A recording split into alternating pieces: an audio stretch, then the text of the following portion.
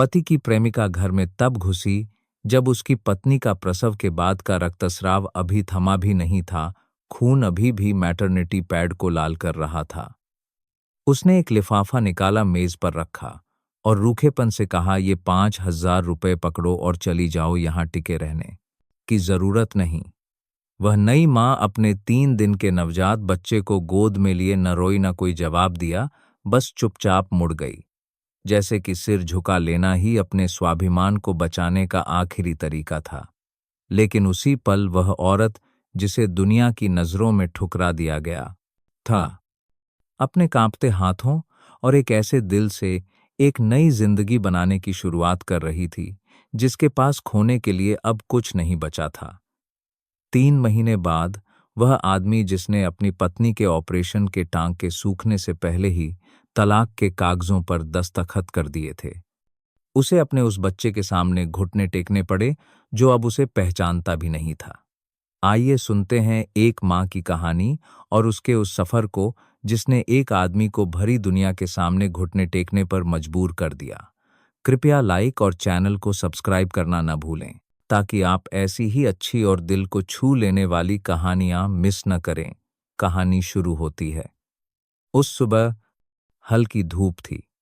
मार्च के अंत में 3 दिनों की लगातार बारिश के बाद पहली धूप मैटरनिटी अस्पताल के गलियारे में छन कर आ रही थी।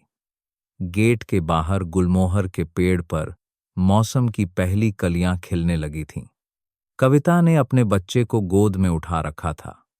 बच्चा लगभग 3.5 किलो का बहुत छोटा एक पतले सूती तौलिए में लिपटा हुआ था, जिसे उसकी सास कल शाम को लाई थी।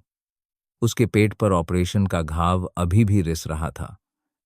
पैर कांप रहे थे और हर हरकत पर एक हल्का दर्द उठता था जिससे उसे दांत भींचकर सांस रोकनी पड़ती थी।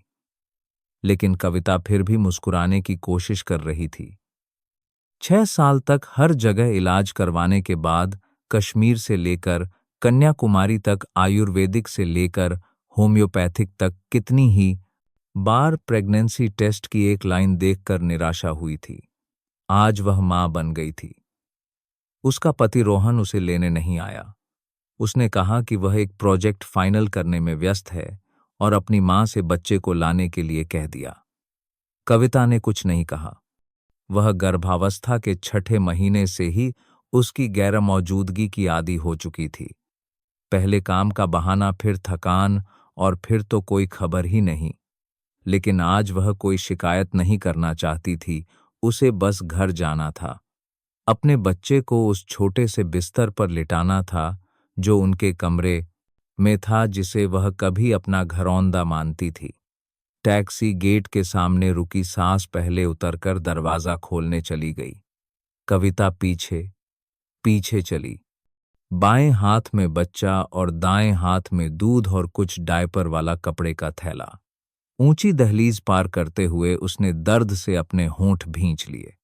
घर की खामोशी ने उसे थोड़ा हैरान कर दिया। उसे लगा था कि पति मां बेटे का स्वागत करने बाहर आएगा, लेकिन नहीं। कुछ ही सेकंड बाद ऊंची एडी के सैंडल की आवाज फर्श पर गूंजी। एक जवान लड़की, सफेद फिटिंग वाली शर्ट, काली पेंसिल स्कर्ट पहने, हल्के भूरे रंगे बालों को हल्के से कर्ल किए हुए लिविंग रूम से बाहर निकली। उसके परफ्यूम की तेज गंध कविता की नाक में चुभ गई। रोहन उसके ठीक पीछे था। उसकी आंखों में एक अजीब सी शांति थी। उसने अपनी पत्नी के हाथ में मौजूद नवजात बच्चे की तरफ एक नजर तक नहीं डाली, एक शब्द भी हालचाल का नहीं पूछा। बस रूखेपन से बोला, मां, यह वो औरत है जिससे मैं प्यार करता हूं। मैं चाहता हूं कि आप सब कुछ साफ साफ जान लें। कमरा एक पल के लिए जैसे जम गया। सास जो पानी डाल रही थी, उसका हाथ रुक गया। गिलास हाथ से फिसलकर टाइल वाले फर्श पर गिरकर 2 टुकड़ों में टूट गया। किसी ने उसे नहीं उठाया, किसी ने कुछ और नहीं कहा। वह लड़की एक कदम आगे बढ़ी, धीरे से लेकिन बेशर्मी से मुस्कुराई। नमस्ते आंटी, मैं कुछ छीन नहीं रही, बस अपना हक वापस ले रही हूं। यह वाक्य किसी चाकू की तरह कविता के सीने में नहीं, बल्कि उसके पेट के उस घाव पर लगा जो अभी भी रिस रहा था। उसने अपने बच्चे को कसकर पकड़ लिया। उसकी आंखें सूनी थीं, एक आंसू भी नहीं था। बच्चे ने जैसे अजीब माहौल को महसूस किया, थोड़ा हिला, एक छोटी सी ऊई की आवाज निकाली और फिर सो गया। सास ने पानी का जग मेज पर रखा। रोहन की तरफ बढ़कर उसे घूरते हुए बोली, तू यह क्या कह रहा है? कल परसों ही तो बच्चा हुआ है, तेरी बीवी के टौंके भी अभी नहीं कटे हैं। रोहन ने एक लंबी सांस छोड़ी, जैसे वह बहुत परेशान हो गया हो। मैं और कविता एक दूसरे के लिए नहीं बने हैं। माँ आप जानती हैं, शादी के 6 साल बाद बच्चा हुआ। अब तो उसने बच्चे को जन्म भी दे दिया है। मैं हम दोनों को आजाद करना चाहता हूँ। उस लड़की ने बीच में टोका, मैं नहीं चाहती कि दीदी को कोई तकलीफ हो। हम दोनों अपने रिश्ते को लेकर सीरियस हैं और कुछ छिपाना भी नहीं चाहते। कविता ने अभी तक कुछ नहीं कहा था। वह बस वहां खड़ी थी, उसके पैर कांप रहे थे, चेहरा सफेद पड़ गया था और उसने बच्चे के हाथ को इतनी जोर से पकड़ा हुआ था कि उसकी हथेली नीली पड़ गई थी।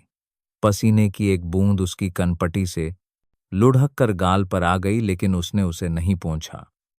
वह रोहन को देख रही थी, बिना किसी शिकायत के, बिना किसी सवाल के। बस ऐसे देख रही थी जैसे यह पक्का करने की कोशिश कर रही हो कि यह वही आदमी है जिस पर उसने अपनी पूरी जवानी न्यौछावर कर दी थी। सास पीछे हटकर कुर्सी पर बैठ गई और अपना सिर सहलाने लगी।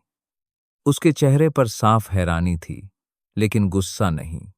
उसने न तो अपनी पाकगृह बहू का पक्ष लिया, न ही अपने बेटे को डांटा। शायद उसने चुप रहना चुना ताकि जो गलत हो वह खुद भुगते। कविता सीधे बेडरूम में चली गई। हर कदम पर उसके ऑपरेशन के घाव में तेज दर्द हो रहा था। उसने बच्चे को पालने में लिटाया, तौलिया खोला और अपना गाल बच्चे के माथे पर लगाकर उसका तापमान जांचा। सब ठीक था, भगवान का शुक्र है। वह बिस्तर के किनारे बैठ गई। उसके हाथ बुरी तरह कांप रहे थे। उसने खून से सना हुआ बैंड हटाया और नया लगाया। कमरे में सिर्फ पंखे की घर घर की आवाज थी, कोई अंदर नहीं आया, किसी ने कुछ नहीं पूछा। रोहन और वह लड़की बाहर अभी भी धीरे धीरे कुछ बातें कर रहे थे।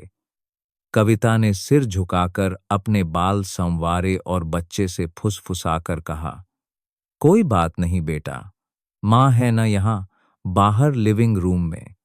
वह लड़की नेल आर्ट स्टूडियो खोलने की अपनी योजनाओं के बारे में हंसते हुए कुछ बता रही थी। रोहन भी साथ में हंस रहा था, लेकिन उसकी नजरें पल भर के लिए उस कमरे के दरवाजे की तरफ गईं, जो थोड़ा खुला था। उसकी नजरें बर्फ की तरह ठंडी थीं। दोपहर के करीब वह लड़की उठी, मेज पर फलों का एक थैला रखा। मुझे एक काम है, मैं पहले निकलती हूँ। रोहन भाई, आप माँ के साथ खाना खा लेना। वह बाहर निकली, कविता के कमरे के पास से गुजरी, लेकिन एक नजर भी नहीं डाली। लेकिन जाने से पहले उसने लापरवाही से अंदर की ओर आवाज लगाई, दीदी आप आराम करना, आप थक गई होंगी। चिंता मत करना, जो होना है वो होकर रहेगा। रोहन भी उसके तुरंत बाद चला गया, कमरे में नहीं आया, बच्चे को अलविदा नहीं कहा। कविता पालने के पास चुपचाप बैठी रही। उसकी आंखें अपने सोते हुए बेटे पर टिकी थीं, जिसके छोटे छोटे हाथ एक दूसरे में उलझे हुए थे। जब भी बच्चे की सांसें नियमित रूप से चलतीं, उसे अपने दिल में एक और दर्द महसूस होता। उस शाम सास ने 3 लोगों के लिए खाना लगाया, लेकिन खाया सिर्फ 2 लोगों ने, एक बूढ़ी और एक जवान। कविता ने कहा कि वह थकी हुई है और नीचे नहीं आएगी, और सच में वह बहुत थकी हुई थी। उसने सिर्फ पानी पिया और अपने बैग में रखा एक पुराना मीठा बिस्कुट का पैकेट खाया। अस्पताल से लौटने के बाद पहला खाना, बिना पति के, बिना किसी के हालचाल के, बिना माँ बेटा दोनों स्वस्थ रहें की शुभकामनाओं के था। बस टीवी पर समाचार की एकरस आवाज थी, जो किसी मशीन की सांसों की तरह चल रही थी। कविता करवट लेकर लेटी अपने बच्चे के बालों को सहला रही थी। उसकी आंखें खुली थीं। वह सोता नहीं रही थी, रो नहीं रही थी, कोई प्रतिक्रिया नहीं दे रही थी। उसके दिमाग में सब कुछ खाली था। बस एक वाक्य लगातार गूंज रहा था। छीन नहीं रही, बस अपना हक वापस ले रही हूं। लेकिन क्या वापस ले रही थी? यह आदमी तो कभी किसी का था ही नहीं। कविता को अचानक समझ आया जिसे वह अपना घरौंदा समझ रही थी। वह असल में एक ऐसे आदमी का पड़ाव था जो कभी किसी से पूरी तरह प्यार करना जानता ही नहीं था। बाहर आंगन में कुत्ते के भौंकने की आवाज आई। मौसम ठंडा होने लगा था। कविता की गोद में बच्चा थोड़ा हिला, अपना गाल मां के सीने से सटा हु लिया। ऑपरेशन का घाव जल उठा, लेकिन वह कराह उठी नहीं, बस धीरे से फुसफुसाई, मां तुम्हें ले जाएगी, लेकिन अभी नहीं। जन्म के 3 दिन बाद, जब कविता के टांके भी नहीं कटे थे और वह 10 मिनट से ज्यादा बिना चक्कर आए बैठ भी नहीं सकती थी, तब रोहन की प्रेमिका फिर से आई। इस बार रोहन के साथ नहीं, वह घर में ऐसे कपड़ों में घुसी, काई के रंग का फिटिंग वाला स्वेटर, घुटनों तक की ऊनी स्कर्ट और एंकल बूट्स पहने हुए, जैसे वह अभी अभी किसी शॉपिंग मॉल से आई हो। उसके हाथ में एक सफेद क्रीम रंग कपरान पोर्ट का हैंडबैग था, सादा डिजाइन, कोई लोगो नहीं, ऐसी महंगी चीज जो सामान्य दिखने के लिए डिजाइन की गई हो। उसने दरवाजा नहीं खटखटाया। कविता की सास अभी आंगन में बच्चे के कपड़े सुखाकर अंदर आ भी नहीं पाई थी कि दरवाजा खुल गया। वह खुद ही अंदर चली आई, छोटी सी रसोई के बीच में ऐसे खड़ी हो गई जैसे उसे रास्ता पता हो। उसकी आवाज शहद जैसी मीठी थी, लेकिन शब्द इतने तीखे थे कि कानों में बजने लगे। मैं बच्चे से मिलने आई हूं और कविता दीदी के लिए एक छोटा सा तोहफा है। कविता बिस्तर के सिरहाने से पीठ टिकाकर बैठी थी, दाएं हाथ से बच्चे को पकड़े हुए और बाएं हाथ से गर्म पानी की थैली से अपने पेट के उस हिस्से को सेंक रही थी जो पत्थर की तरह सख्त हो गया था। उसका चेहरा सफेद था, होंठ पीले पड़ चुके थे और माथे पर पसीना था। बच्चा अभी भी कमजोर था। डॉक्टर ने कहा था कि उसे हल्का पी लिया है, उसे फोटोथेरेपी की जरूरत है और मां का दूध नियमित रूप से पीना चाहिए। लेकिन कविता का दूध कल से ही बंद हो गया था। पूरी रात दूध जम जाने से उसे बुखार था और पूरा शरीर ऐसा दर्द कर रहा था जैसे उसे टुकड़ों में खींचा जा रहा हो। उस लड़की ने बच्चे की तरफ एक नजर भी नहीं डाली और न ही यह पूछा कि कविता थकी है या ठीक है। बस पास आकर अपने हैंडबैग से एक हल्के गुलाबी रंग का लिफाफा निकाला जिस पर कुछ नहीं लिखा था। उसे बिस्तर के किनारे रखा और कहा, इसमें 5,000 रुपए हैं। यह आपकी मदद के लिए है। इसे पकड़ो और चली जाओ, बाकी हम संभाल लेंगे। कविता ने हाथ नहीं बढ़ाया। वह लिफाफे को ऐसे देख रही थी जैसे किसी सांप को अपनी ओर रेंगते हुए देख रही हो। चीनी मिट्टी के टूटने की तेज आवाज ने उस पल को तोड़ दिया। यह कविता की सास थी जो अभी अभी दरवाजे पर आई थी। उसके हाथ में अभी भी चाय का कप था। वह गुस्से से कांप रही थी। उसने कप को सीधे टाइल वाले फर्श पर फेंक दिया। वह 2 टुकड़ों में टूट गया और चाय उसके पैरों पर छलक गई। क्या तुमने इसे बाजार समझ रखा है? जितनी मर्जी कीमत लगाओगी और लोगों को घर से ऐसे निकाल दोगी जैसे ऑटो का किराया दे रही हो। वह लड़की थोड़ा पीछे हटी, थोड़ी झेंप गई, लेकिन फिर भी कोई पछतावा नहीं था। बस कंधे उचकाए और मीठी लेकिन कड़वी आवाज में कहा, मुझे लगा कि शुरू में ही सब कुछ साफ कर देना सबके लिए बेहतर होगा। मामला ज्यादा खिंचेगा नहीं और बच्चे के लिए उन्होंने मान लिया है कि आप ही उसे पालेंगी। कविता ने अपनी सास को देखा, उन्होंने भी उसे देखा। उस पल में 2 औरतें एक साथ दर्द में थीं, लेकिन अलग अलग कारणों से। सास ने कुछ और नहीं कहा। वह रसोई में वापस चली गई जैसे कप तोड़कर उसका काम खत्म हो गया हो। न अपने बेटे को डांटा, न उसकी बारे कहा है कहाँ देत है। लड़की को निकाला, न कविता का पक्ष लिया, बस बीच में खड़ा होना चुना। उस लड़की ने देखा कि कोई और प्रतिक्रिया नहीं दे रहा है तो उसने फिर से कहा, वैसे भी मैं भी एक औरत हूं, मैं भी नहीं चाहती कि दीदी को तकलीफ हो। फिर वह ऐसे मुड़कर चली गई जैसे वह कोई एहसान करके जा रही हो ना कि किसी का अपमान करके। लिफाफा वहीं बिस्तर के किनारे पड़ा रहा, एक दाग की तरह बेशर्मी से। कविता ने उसे नहीं छुआ, लेकिन बच्चा चौंक कर रोने लगा। उसने जल्दी से लिफाफा फर्श पर रखा और बच्चे को उठाकर चुप कराने लगी। हर हरकत अनाड़ी थी। उसकी पीठ में तेज दर्द हुआ, ऑपरेशन का घाव चुभ रहा था, लेकिन वह लेट नहीं सकती थी। बच्चा लगातार रो रहा था। दूध नहीं था, कोई गोद लेने वाला नहीं था। बस माँ की सांसें और आसपास फैली बेइज्जती की घुटन थी। उस दोपहर कविता ने अस्पताल से बच्चे को वापस ले जाने की इजाजत मांगी ताकि उसे फोटोथेरेपी मिल सके। घर पर उसकी देखभाल करने की ताकत उसमें नहीं थी। सास उसे ले गई। रोहन न आया, न फोन किया, न मैसेज। कविता फोटोथेरेपी रूम के बाहर खड़ी उस नीली रोशनी वाले बंद बक्से में अपने नग्न बच्चे को देख रही थी, जिसकी आंखों पर छोटी सी सुरक्षात्मक पट्टी बंधी थी और हाथ नीचे लटके हुए थे। डॉक्टर ने कहा था कि वह कमजोर है, लेकिन अगर नियमित रूप से दूध पिएगा तो ठीक हो जाएगा। वह वहां लगभग 2 घंटे खड़ी रही, किसी ने हालचाल नहीं पूछा। उसके मन में एक काला विचार आया, अगर बच्चे के लिए नहीं होता तो मैं आत्महत्या कर लेती।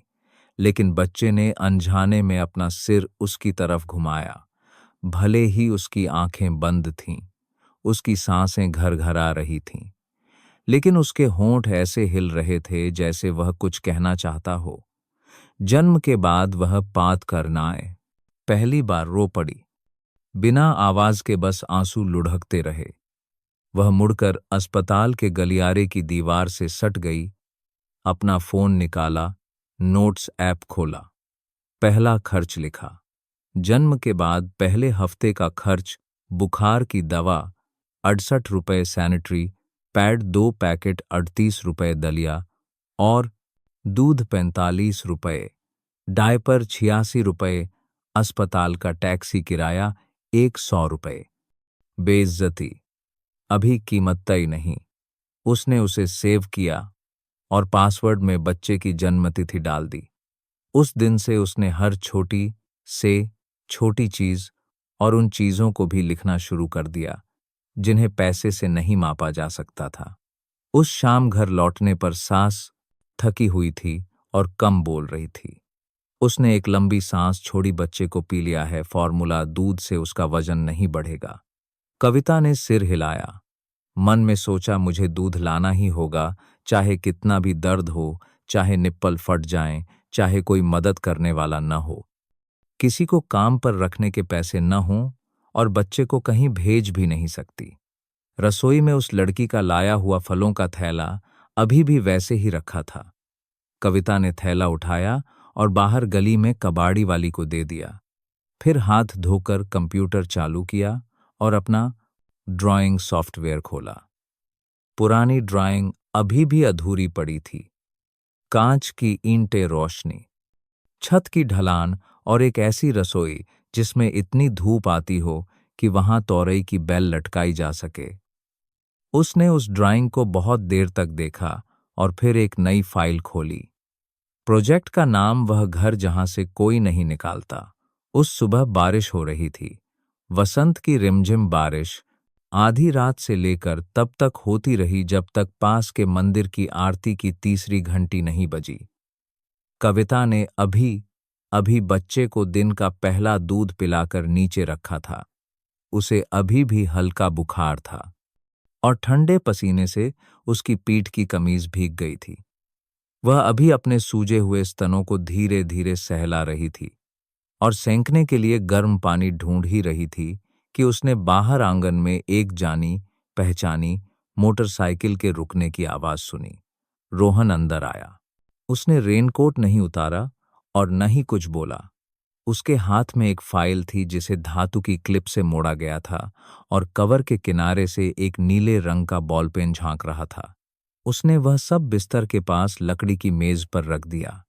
वह मेज जहां पहले रोहन अपना कंप्यूटर रखकर काम करता था, अब वहां कविता दूध, दर्द की दवा और एक छोटी थर्मस रखती थी। इस पर दस्तखत कर दो, रोहन ने कहा। उसकी नजरें सीधी नहीं थीं और आवाज ऐसी थी जैसे वह किसी सामान की डिलीवरी पर दस्तखत करने के लिए कह रहा हो।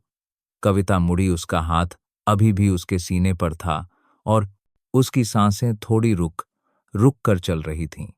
यह क्या है? तलाक के कागज, आपसी सहमति से।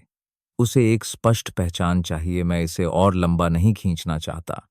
एक पल की खामोशी छोटे से कमरे में छा गई, केवल घड़ी की टिक टिक, टिन की छत पर बारिश की बूंदों की आवाज और पालने में बच्चे की सांसों की आवाज थी। कविता ने रोहन को बहुत देर तक देखा। उसके बाल अभी भी बारिश से गीले थे, शर्ट शरीर से चिपकी हुई थी, लेकिन उसकी आंखों में जरा भी हिचकिचाहट नहीं थी। तुमने फिर से कहा। मैंने सुन लिया है। और क्या? उसे आधिकारिक दर्जा चाहिए। वह हमेशा तीसरी औरत का तमगा लगाकर नहीं रहना चाहती। और तुम्हें समझदार होना चाहिए। तुम मेरी लाश को तो रख नहीं सकती। एक ऐसा वाक्य जो गर्दन पर चाकू की धार की तरह लगा, चुभा नहीं, लेकिन गहरा घाव कर गया। कविता सीधी बैठ गई, धीरे धीरे सेंकने वाली थैली नीचे रखी। उसने प्लास्टिक की कुर्सी को मेज के पास खींचा और फाइल खोली। अचार साइज के 2 कागजों पर सारी जानकारी भरी हुई थी। नाम, शादी की तारीख, तलाक का कारण, आपसी मतभेद, स्वेच्छा से अलग होना। पेन वहां बड़े करीने से रखा था, जैसे कोई आदेश हो। कविता ने अपने पीले पड़ चुके हाथों को देखा, जिन पर नीली नसें साफ दिख रही थीं और तर्जनी उंगली पर अभी भी खून का धब्बा था, क्योंकि अस्पताल से सामान लाते समय उसका नाखून उखड़ गया था। उसके हाथ कांप रहे थे, डर भास पाते से नहीं, बल्कि दर्द, गुस्से, ठंड और सब कुछ की वजह से। उसने पेन उठाया और दस्तखत करने की कोशिश की, लेकिन हाथ उसके काबू में नहीं थे। पहला अक्षर टेढ़ा मेढ़ा बना, स्याही फैल गई और एक लंबा धब्बा बन गया, जैसे अभी अभी सैनिटरी पैड पर खून का धब्बा लगा हो। उसने पेन छोड़ दिया, हाँफने लगी और फिर रोहन को देखकर बोली, मैं दस्तखत नहीं करूंगी। सिर्फ 3 शब्द, लेकिन सैकड़ों मिन्नतों से ज्यादा भारी। रोहन ने कंधे उचकाए और कुछ नहीं कहा। वह खड़ा हुआ, पेन वापस लिया, उसे फाइल में रखा और वहीं छोड़ दिया। फिर सीधा दरवाजे की ओर चला गया।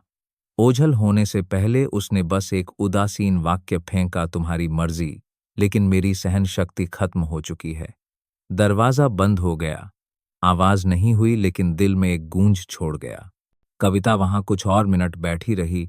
खिड़की से हवा का झोंका आया, कुछ टिश्यू पेपर उड़ गए। वह झुकी और उन्हें उठाया, फिर पालने के पास जाकर बच्चे को गोद में ले लिया। बच्चा थोड़ा हिला, उसकी आंखें आधी खुली थीं। उसने अपना गाल बच्चे के माथे पर लगाया। सब ठीक था, लेकिन उस गर्मी ने उसके हाथों का कांपना बंद कर दिया। उसने बच्चे को वापस लिटाया, कंबल को गर्दन तक ऊंचा किया और फिर अंदर के कमरे में जाकर तकिए में मुंह छिपाकर चुपचाप लेट गई। न रोई, न कराह, उठी न खरोंचा, न कोसा, बस एक पत्थर की तरह वहां पड़ी रही, जो ठंड सोख रहा था और सूखने के लिए धूप का इंतजार कर रहा था। उस दोपहर सास घर लौटी। उसने पड़ोसियों से सुना था कि कोई आदमी तलाक के कागज लेकर आया था। घर में आकर मेज पर फाइल देखी। वह चुप रही, कुछ नहीं पूछा। बस कविता को देखा, जो करवट लेकर बच्चे को गोद में लिए लेटी थी। उसने मेज पर दलिया का पैकेट रखा और धीरे से कहा, मैं गर्म दलिया लाई हूं, खा लो ताकि दूध वापस आ जाए।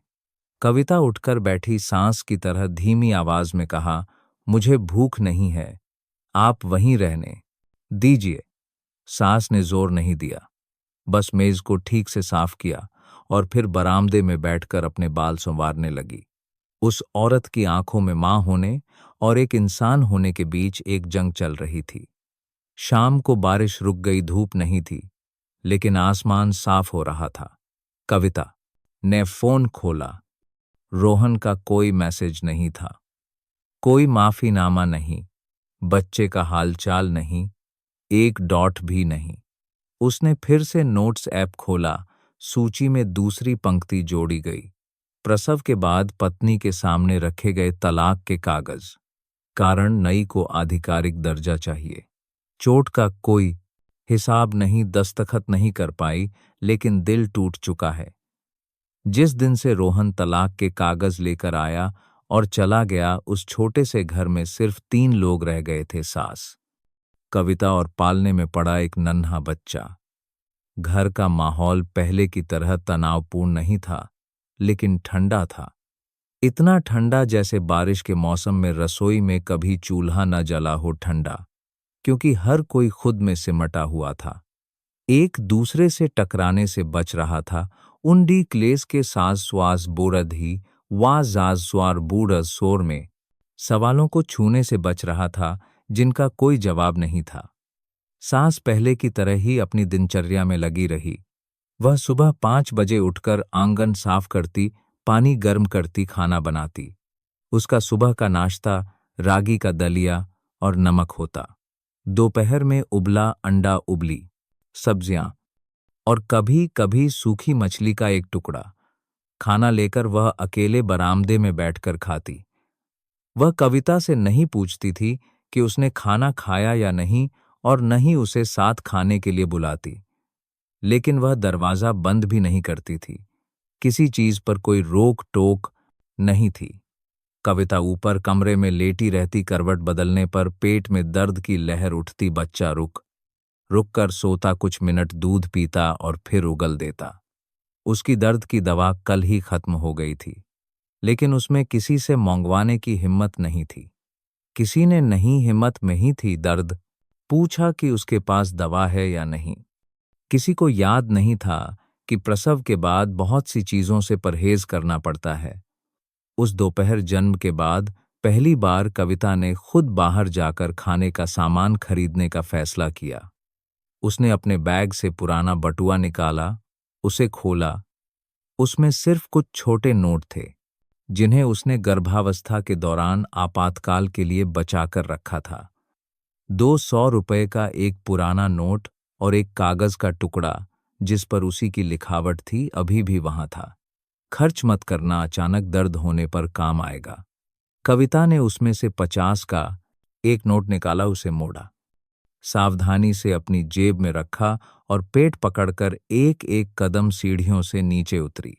जैसे ही उसका पैर जमीन पर पड़ा, ऑपरेशन के घाव से एक तेज दर्द उठा और रीढ़ की हड्डी तक दौड़ गया। लेकिन उसने दांत भींच लिए, न कराह उठी, न किसी से सहारा मांगा। एक तात कर दी, हाथ कर बोक सिक्सी हैरासी डेंसी हारा मांगा, कटोरी दलिया और एक उबला अंडा। गली के नुक्कड़ पर दलिया की दुकान बहुत जानी पहचानी थी। गर्भवती होने पर वह सैकड़ों बार इसके पास से गुजरी थी, लेकिन आज वह पहली बार अंदर गई। एक पत्नी के तौर पर नहीं, जो अपने पति के लिए कुछ खरीदने आई हो, बल्कि एक नई मां के तौर पर, जो अपने लिए हर निवाले का इंतजाम खुद कर रही थी। दलिया गर्म है, अभी खा लेना, दलिया बेचने वाली ने कहा। उसकी आवाज सपाट थी। उसे नहीं पता था कि खरीदार का अभी 1 हफ्ता पहले ही ऑपरेशन हुआ है। कविता ने सिर हिलाया, कुछ नहीं कहा। पसीना उसकी रीढ़ की हड्डी पर बह रहा था। सिर्फ 5 मिनट इंतजार करने में उसके हाथ इतने कांप रहे थे कि उसे दलिया का पैकेट गिरने से बचाने के लिए सीने से लगाना पड़ा। घर पहुंचने पर सास अभी भी तख्त पर कपड़े तह कर रही थी। उसने नहीं पूछा कि क्या खरीदा, बस दलिया के पैकेट पर एक नजर डाली और बेरुखी से कहा, बच्चा होने के बाद खुद खरीद कर खाना पड़ रहा है। बहुत तकलीफ होती होगी, है ना? कविता को नहीं पता था कि वह हमदर्दी जता रही है या ताना मार रही है, लेकिन उसने बस इतना ही जवाब दिया, जी मुझे आदत है। उसने और कुछ नहीं कहा। थोड़ी देर बाद उसने कपड़े तह कर लिए और बाजार जाने के लिए थैला उठाया। दरवाजे से बाहर निकलने से पहले उसने सांस की तरह एक हल्का वाक्य कहा, अपना बेटा बेवकूफ हो तो उसे ही भुगतना पड़ता है। कविता दलिया खा रही थी। हर चम्मच के साथ आंसू का एक घूंट निगल रही थी, लेकिन उसने खुद को पूरा खाने के लिए मजबूर किया, क्योंकि अगर दूध नहीं आया तो बच्चा और पीला पड़ जाएगा। डॉक्टर ने ऐसा ही कहा था। उस रात कविता फॉर्मूला दूध बनाने के लिए उठी क्योंकि उसके निप्पल फट गए थे और खून रिसकर उसकी कमीज गीली हो गई थी। बच्चा भूखा था, इंतजार नहीं कर सकता था। वह बोतल हिलाते हुए दांत भींचकर दर्द सह रही थी और फिर बच्चे को बोतल से दूध पिलाते हुए उसने अपना पुराना कंप्यूटर खोला। वह पुराना लैपटॉप जिसे उसने नौकरी छोड़ने के बाद से बैग में बंद कर रखा था, आज निकाला। स्क्रीन खुल गई। कुछ बटन अटके हुए थे, लेकिन वह चल रहा था। उसने पिछले साल की हॉस्टल की वह ड्राइंग फिर से खोली जिसे उसके बॉस ने कोने में फेंक दिया था। उसने हर लाइन को देखा, हर आर्किटेक्चरल सिंबल को, हर अधूरी रेखा को। मेज के कोने पर एक पेंसिल रखी थी। उसने उसे उठाया और जल्दी से एक नया फ्लोर प्लान बनाया। एक 25 वर्ग मीटर का अपार्टमेंट जो माँ बेटे के लिए काफी हो, जिसमें एक खिड़की हो जो धूप की ओर खुले और एक मचान हो जो इतना नीचा हो कि बच्चा अगर चलना सीखे तो गिरे नहीं। उसे नहीं पता था कि यह हाँ काफी हो जो धूप की ओर खुले। ड्राइंग बिकेगी या नहीं, लेकिन कम से कम यह उसके हाथों को हार मानने से रोक रही थी। बोतल से दूध पीने के बाद बच्चा चैन से सो गया। उसने घड़ी देखी। सुबह के 2:30 बज रहे थे। खिड़की के दर से हवा आ रही थी। बाहर बारिश में ब्रेड वाले की आवाज दूर होती जा रही थी। उसके मन में पहली बार एक अजीब विचार आया।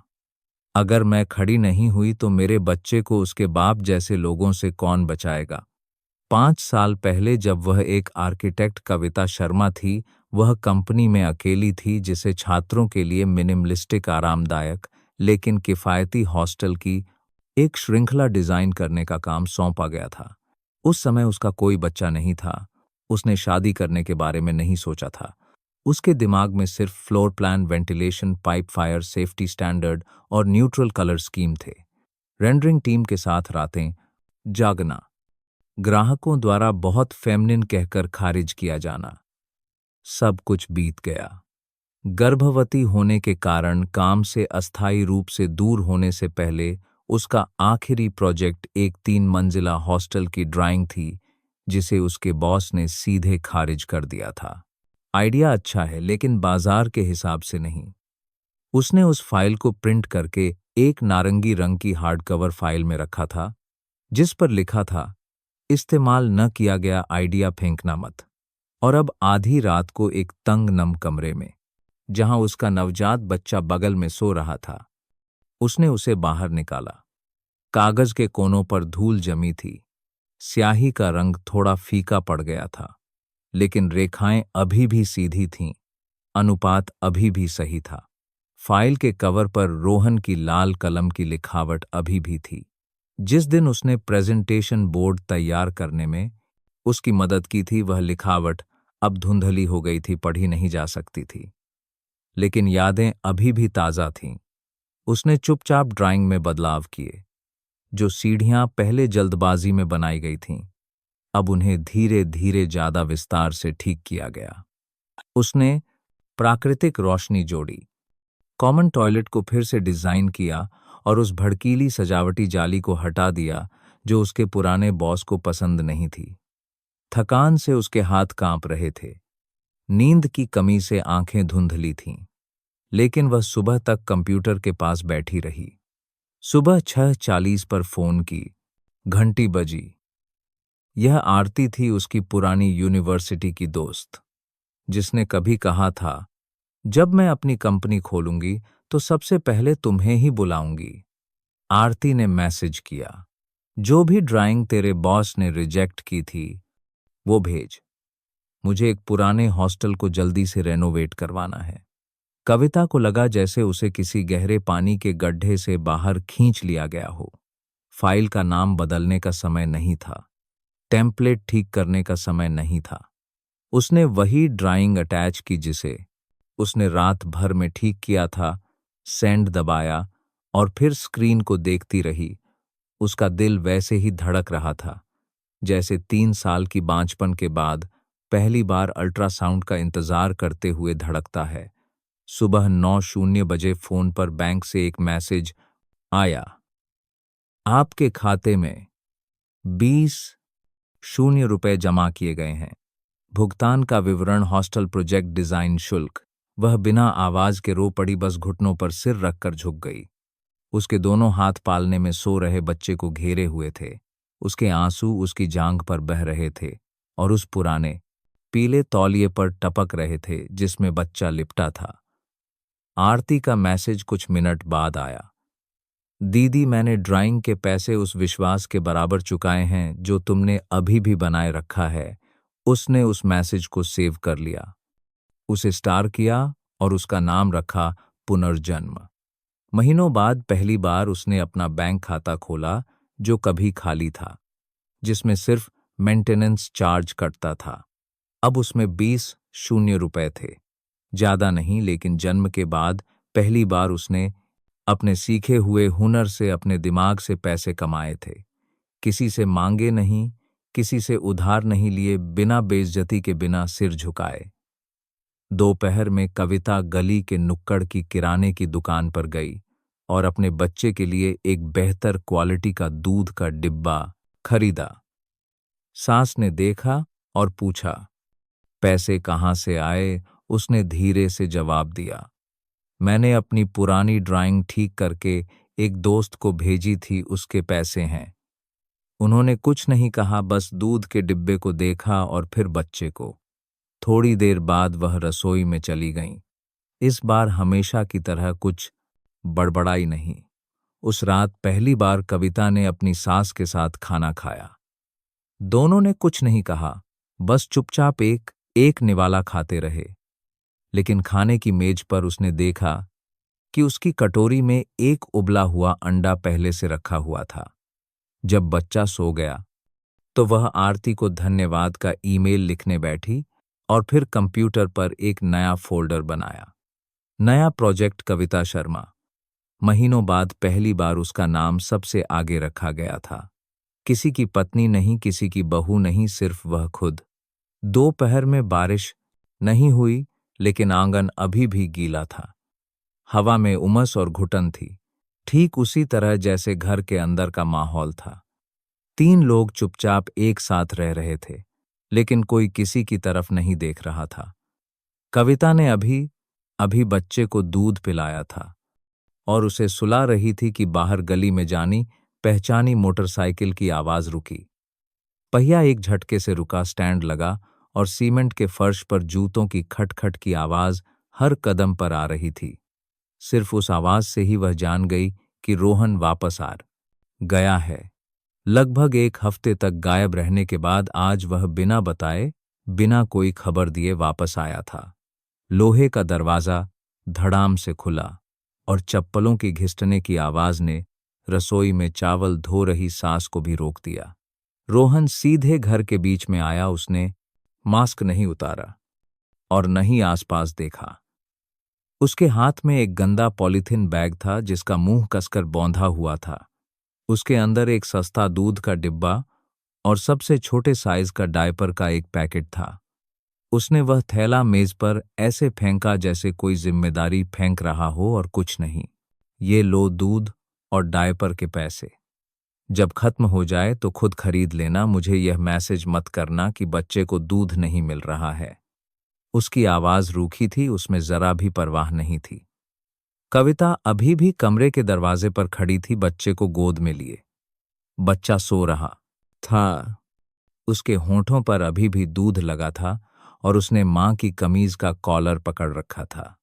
वह बाहर नहीं निकली, कुछ नहीं कहा, बस बच्चे को थोड़ा और कसकर पकड़ लिया।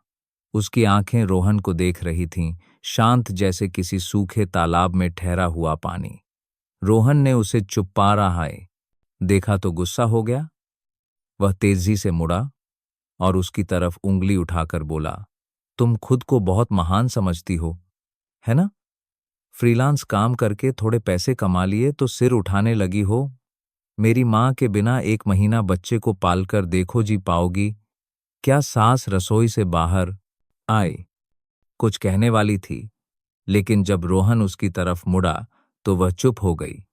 माँ देखो इसे, यह चुप रहने का नाटक करती है लेकिन दिल में दूसरों को नीचा समझती है। फिर उसने उस बच्चे की तरफ देखा जो कविता की गोद में चैन से सांस ले रहा था। तेरी माँ बेटा सिर्फ दूसरों पर पलना जानती है। एक ऐसा वाक्य जो किसी कैंची की तरह खामोशी के पर्दे को चीर गया, कोई रोक नहीं पाया। कविता की गोद में बच्चा चौंक कर जोर से रो पड़ा। यह रोना भूख या गीले डायपर का नहीं था, बल्कि डर का रोना था। एक ऐसी चीख जैसे उसे किसी अंधेरे गड्ढे में गिरा दिया गया हो। कविता ने जवाब नहीं दिया। उसने बस सिर झुकाकर बच्चे को गोद में लिया और कमरे में वापस चली गई। लकड़ी का दरवाजा धीरे से बिना आवाज के बंद हो गया, लेकिन उस दरवाजे के पीछे बच्चे के रोने की आवाज अभी भी गूंज रही थी, जैसे दिल में धड़कन के साथ कोई चाकू चुभ रहा हो। सास कमरे के बीच में खड़ी थी। उसके हाथों में अभी भी चावल का पानी लगा था, जो फर्श पर एक एक बूंद टपक रहा था। उसने न रोहन को डांटा, न कविता को सांत्वना दी।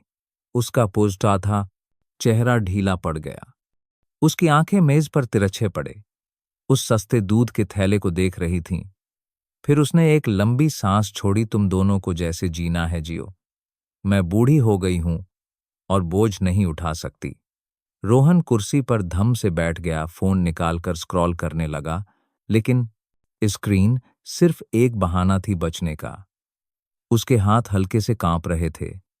शायद वह खुद भी नहीं समझ पा रहा था कि उसने अपने बच्चे के सामने यह बात क्यों कही। अंदर कमरे में कविता बच्चे को चुप कराते हुए धीरे धीरे फुसफुसा रही थी। वह वही लोरी गा रही थी जो उसकी माँ ने उसे तब गाई थी, जब वह 3 साल की थी, उसी तंग कमरे में जहां सिर्फ एक बिस्तर और एक पढ़ने की मेज थी। लेकिन उसकी आवाज टूट रही थी, गला भर आया था। आंसू बच्चे के माथे पर गिरे। हल्के गर्म बच्चा रोना बंद कर दिया, लेकिन उसके होंठ अभी भी ऐसे भिंचे हुए थे जैसे वह किसी अनकही बात पर अभी भी नाराज हो। उसने बच्चे को बिस्तर पर लिटाया, कंबल को सीने तक ढका और फिर मेज पर जाकर कंप्यूटर खोला। एक नए ग्राहक के लिए कुछ पंक्तियां लिखीं। 2 मंजिला हॉस्टल का ड्राइंग जल्दी भेजना है। लेकिन उसके हाथ माउस के कर्सर को नियंत्रित नहीं कर पा रहे थे। Ctrl+S बटन जैसे उसके दिल की नसों पर दबाव डाल रहा था। वह उठी, अलमारी खोली, एक छोटा बैकपैक निकाला। कपड़े नहीं तह किए, कुछ भी व्यवस्थित नहीं किया। बस उस बैकपैक को बहुत देर तक देखती रही, फिर उसे मोड़कर अलमारी के सबसे नीचे रखा और ताला लगा दिया। लेकिन पहली बार उसकी आंखों में कोई हिचकिचाहट नहीं थी, सिर्फ एक खामोश फैसला था जिस पर अभी अभी दस्तखत हुए थे। वह चली जाएगी, लेकिन भागने के लिए नहीं, बल्कि शुरू करने के लिए। उस रात रोहन जल्दी घर आया, खाना नहीं खाया। सास ने सिर्फ 2 प्लेटें लगाईं। कविता नीचे नहीं आई। अपने कमरे में वह ऑनलाइन पैसे प्राप्त करने के लिए टैक्स नंबर कैसे पता करें, यह सीख रही थी। फिर एक ग्राहक को धन्यवाद का ईमेल भेजा, जिसने अभी अभी 10,000 का एडवांस भेजा था। बच्चा सो रहा था, खिड़की के दर से हल्की हवा आ रही थी। कविता की परछाई फर्श पर पड़ रही थी, छोटी लेकिन उतनी ही साफ, जैसे कोई इंसान उस सीमा पर खड़ा हो, या तो गिर जाए या आगे बढ़ जाए। जन्म के 14वें दिन हवा बदल गई। आंगन के सामने आम के पेड़ से पीले पत्तों का एक झुंड खपरैल की छत पर गिरा, जो पहले से ही काई से ढकी थी। कविता जल्दी उठी और बच्चे को पान के पत्तों और चकोतरे के छिलकों से उबाले गए गर्म पानी से नहलाया। बच्चे ने अब अपनी आंखें ज्यादा खोलना शुरू कर दिया था। वह अपनी काली बेर जैसी आंखों से चारों ओर देखता था। कविता ने बच्चे को देखा, धीरे धीरे उसकी छोटी उंगलियों को पोंछा और फिर अपना हाथ अपने पेट पर रखा, जहां ऑपरेशन का घाव अभी भी लाल था और झुकने पर रिश्ता था। वह बच्चे को धूप सेंकने के लिए बरामदे में ले गई। बच्चे की त्वचा का पीलापन धीरे धीरे कम हो रहा था, लेकिन उसकी आंखें ऐसी थीं जैसे वह समझ रहा हो कि कुछ बदल रहा है। सास बाजार से लौटी माँ बेटे को आंगन में बैठे देखा और बस इतना कहा, अब ठंड हो गई है, अंदर चलो। कोई और वाक्य नहीं, कोई हालचाल नहीं, कोई नफरत नहीं, लेकिन कोई प्यार भी नहीं। उस दोपहर रोहन घर आया। वह इंतजार कर रही थी। उसके जूते उतारने से पहले ही कविता ने एक पतली फाइल चाय की मेज पर रख दी। उसने ज्यादा कुछ नहीं कहा, बस सीधी खड़ी रही, आंखें सीधी देखती रहीं। मैंने दस्तखत कर दिए हैं, अब तुम्हारे करने बाकी हैं। रोहन ने भौहें चढ़ाई हौसा, लेकिन उसकी हंसी बाहर की हवा से भी ज्यादा ठंडी थी। इतनी जल्दी इरादा बदल गया? मैं तुम्हें तो नहीं रख सकी, लेकिन मैं अपने बच्चे को रख सकती हूं। उसने फाइल पलटी। तलाक के कागज पर संपत्ति के हिस्से में कुछ नहीं लिखा था। घर के बंटवारे की कोई मांग नहीं थी, गुजारा भत्ता का कोई जिक्र नहीं था। बस नीचे हाथ से लिखा एक क्लॉज था। बेटा मां के साथ रहेगा, भविष्य में उसकी पढ़ाई, देखभाल और जीवन से जुड़े सभी फैसले लेने की पूरी जिम्मेदारी मेरी होगी। रोहन ने आंखें सिकोड़ी। उसकी आवाज ऐसी थी जैसे वह कोई प्रॉपर्टी का सौदा कर रहा हो। मेरा बेटा, मैं तुम्हें रखने दे रहा हूं ताकि मेरा बोझ हल्का हो। एक ऐसा घाव जिसमें खून नहीं बहता, लेकिन दर्द हड्डियों तक होता है। कविता ने आखिरी हिस्से पर दस्तखत करने के लिए हाथ बढ़ाया। स्याही कागज पर लाल हो गई। यह स्याही नहीं थी, बल्कि उसके अंगूठे के नाखून के किनारे से रिश्ता हुआ खून था, जहां उसने उस पहली रात बिस्तर का सिरा पकड़ा था। जब उसने अलग होने की बात कही थी, पेन कांप रहा था, लेकिन दस्तखत अभी भी साफ थे। रोहन ने दस्तखत किए खड़ा हुआ और सीधा बाहर चला गया। ना बच्चे को देखा, ना एक शब्द कहा। उसके जूतों पर अभी भी गीली मिट्टी लगी थी, जो टाइल के फर्श पर धुंधले निशान छोड़ गई, जिसे कविता ने पोंछने की जहमत नहीं उठाई। शाम को उसने अपना सामान पैक किया। ज्यादा नहीं, एक बैकपैक में कपड़े, एक छोटे थैले में दूध का डिब्बा और डायपर, और नगर निगम से मिला जन्म प्रमाण पत्र का एक पैकेट।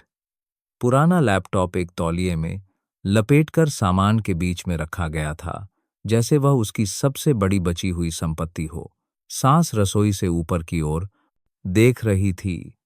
उसने कुछ नहीं कहा और न ही पूछा कि कहाँ जा रही हो, बस अपना मुंह फेरकर जल्दी से कुछ चम्मच पोंछने लगी जो वह धो रही थी।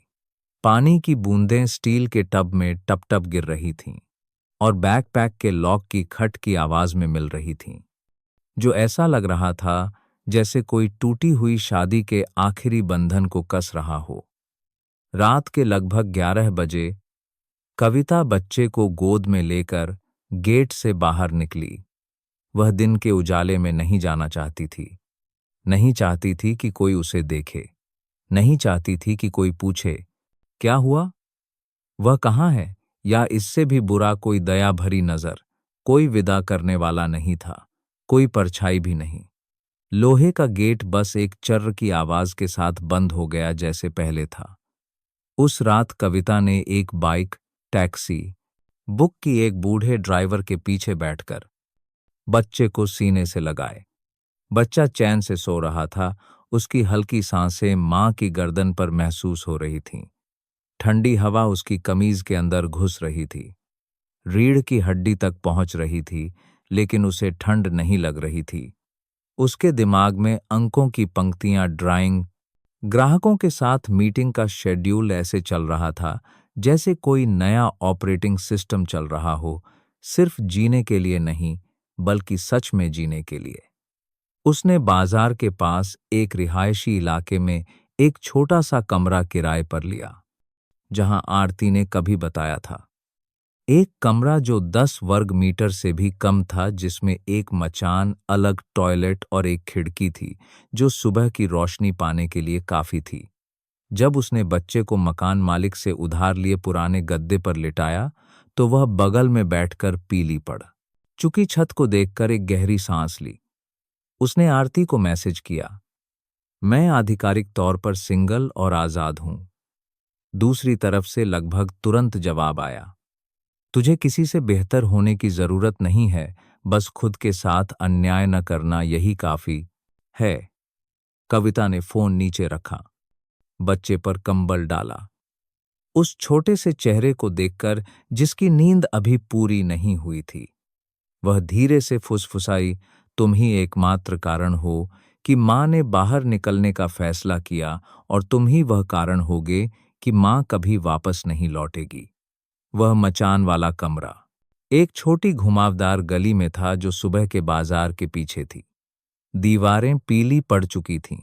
बारिश होने पर फर्श की टाइलें फिसलती थीं और छत इतनी नीची थी कि अगर कोई 5 फुट 7 इंच से ज्यादा लंबा हो तो उसे मचान पर चढ़ते समय सिर झुकाना पड़ता। लेकिन कविता के लिए यह एक नई जिंदगी की शुरुआत नहीं थी, बल्कि शादी में मरते मरते बचने के बाद एक पुनर्जन्म था। उसने 1,000 रुपये महीने पर कमरा किराए पर लिया, जिसमें अपना टॉयलेट और लकड़ी का एक पुराना घिसा हुआ मचान था, जो माँ बेटे के लिए गद्दा बिछाने के लिए काफी था। हर सुबह ऊपर की छोटी सी खिड़की से धूप सीधी फर्श पर पड़ती, जैसे उम्मीद की एक किरण अस्थिर लेकिन साफ। कविता 5:30 बजे उठकर बच्चे के लिए पहली बोतल दूध बनाती, फिर जल्दी से मुंह धोकर पर्दा हटाकर कंप्यूटर चालू करती। फ्रीलांस आर्किटेक्चर डिजाइन का काम ज्यादा नहीं था, लेकिन आरती की सिफारिश की वजह से उसके कुछ नियमित ग्राहक थे। ज्यादातर छोटे गेस्ट हाउस या रेस्तरां के मालिक, जिन्हें रेनोवेशन की जरूरत होती, या होम स्टे चलाने वाले लोग जिन्हें परमिट के लिए शुरुआती फ्लोर प्लान चाहिए होता। उसके पास एयर कंडीशनर नहीं था, कोई अच्छी काम करने की मेज नहीं थी, बस एक छोटी प्लास्टिक की स्टूल, एक छोटी लकड़ी की फोल्डिंग टेबल और एक पुराना लैपटॉप था जो भारी फाइल खोलने पर कछुए की तरह धीमा चलता था। सुबह वह ड्राइंग बनाती, दोपहर में जब बच्चा सोता तो वह ईमेल भेजती, बदलाव करती। शाम को वह बच्चे को लेकर जिला सांस्कृतिक केंद्र जाती, जहां उसे हफ्ते में 3 दिन बच्चों की ड्राइंग क्लास लेने का काम मिला था। पैसे ज्यादा नहीं थे, लेकिन बच्चे के खेलने के लिए एक छोटा सा कोना और सिंगल मदर फंड से मुफ्त डायपर और दूध मिल जाता, जिसकी सिफारिश आरती ने की थी। रात को वह घर आकर खाना बनाती, बच्चे को दूध पिलाकर सुलाती। जब घड़ी में 1 बजता तो वह फिर से मशीन खोलती, उन अधूरी डिजाइनों को पूरा करने के लिए। कभी कभी वह ड्राइंग टेबल पर ही ऊंघ जाती, उसका सिर कीबोर्ड पर झुक जाता और गाल पर पेंसिल का निशान लग जाता। एक रात जोरदार बारिश हुई, टिन की छत ठीक उसी जगह से टपक रही थी जहां गद्दा रखा था। कविता बच्चे को मचान पर ले गई और एक अस्थाई प्लास्टिक की चटाई पर 2 घंटे बैठी रही, बच्चे को चुप कराते हुए और एक नए ग्राहक के लिए गेस्ट हाउस के 3 मंजिला रेनोवेशन का फ्लोर प्लान हाथ से बनाती रही। बच्चे को बुखार आ गया और हल्के झटके लगने लगे, मुंह से झाग निकलने लगा। वह घबरा गई, मदद के लिए कोई नहीं था। बारिश में बाइक, टैक्सी बुलाना संभव नहीं था। उसने रेनकोट पहना, बच्चे को तौलिए में लपेटा और 800 मीटर दौड़कर सामुदायिक स्वास्थ्य केंद्र पहुंची। जब डॉक्टर ने बच्चे को लिया तो वह हाँफ रही थी, भीगे चूहे की तरह। हाथ पैर कांप रहे थे, लेकिन वह रोई नहीं। जब बच्चा ठीक होकर सो गया तो उसने सिर झुकाकर धन्यवाद कहा और वापस चली गई। डॉक्टर ने पूछा, आपके पति कहाँ हैं? उसने जवाब दिया, तलाक हो गया। किसके साथ रहती हैं? अकेले। लेकिन मेरे हाथ अब कांपते नहीं हैं। अगली सुबह ग्राहक को समय पर ड्राइंग मिल गई। उसने तारीफ की, आपने बहुत दरात कर दे हैं, बारीकी से ड्राइंग बनाई है, पानी की निकासी का सिस्टम तो ठेकेदार से भी बेहतर है। उसे क्या पता था कि वह ड्राइंग तब बनाई गई थी जब बच्चा उसकी गोद में झटके खा रहा था और मां बुखार से कांप रही थी। महीने की शुरुआत में खाते में 40,000 रुपए जमा होने का मैसेज आया, एक नए प्रोजेक्ट का एडवांस। उसने 15,000 रुपए कमरे का किराया देने के लिए निकाले, 2,000 डायपर के लिए, 3,000 एक बेहतर क्वालिटी के दूध के डिब्बे के लिए। बाकी उसने बचा लिए, कोई 15-2,000 डायपर के लिए। फालतू खर्च नहीं, कोई शॉपिंग नहीं, कोई लिपस्टिक पाउडर नहीं।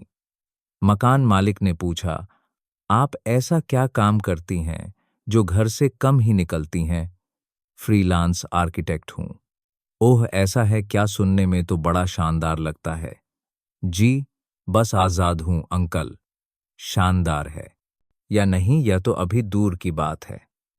उस शाम वह बच्चे को लेकर पास के छोटे से पार्क में गई। हल्की हवा चल रही थी, बारिश के मौसम में बादाम के पेड़ पत्ते बदल रहे थे। वह एक बेंच पर बैठी बच्चे को अपनी गोद में लिटाया और धीरे धीरे लोरी गाने लगी।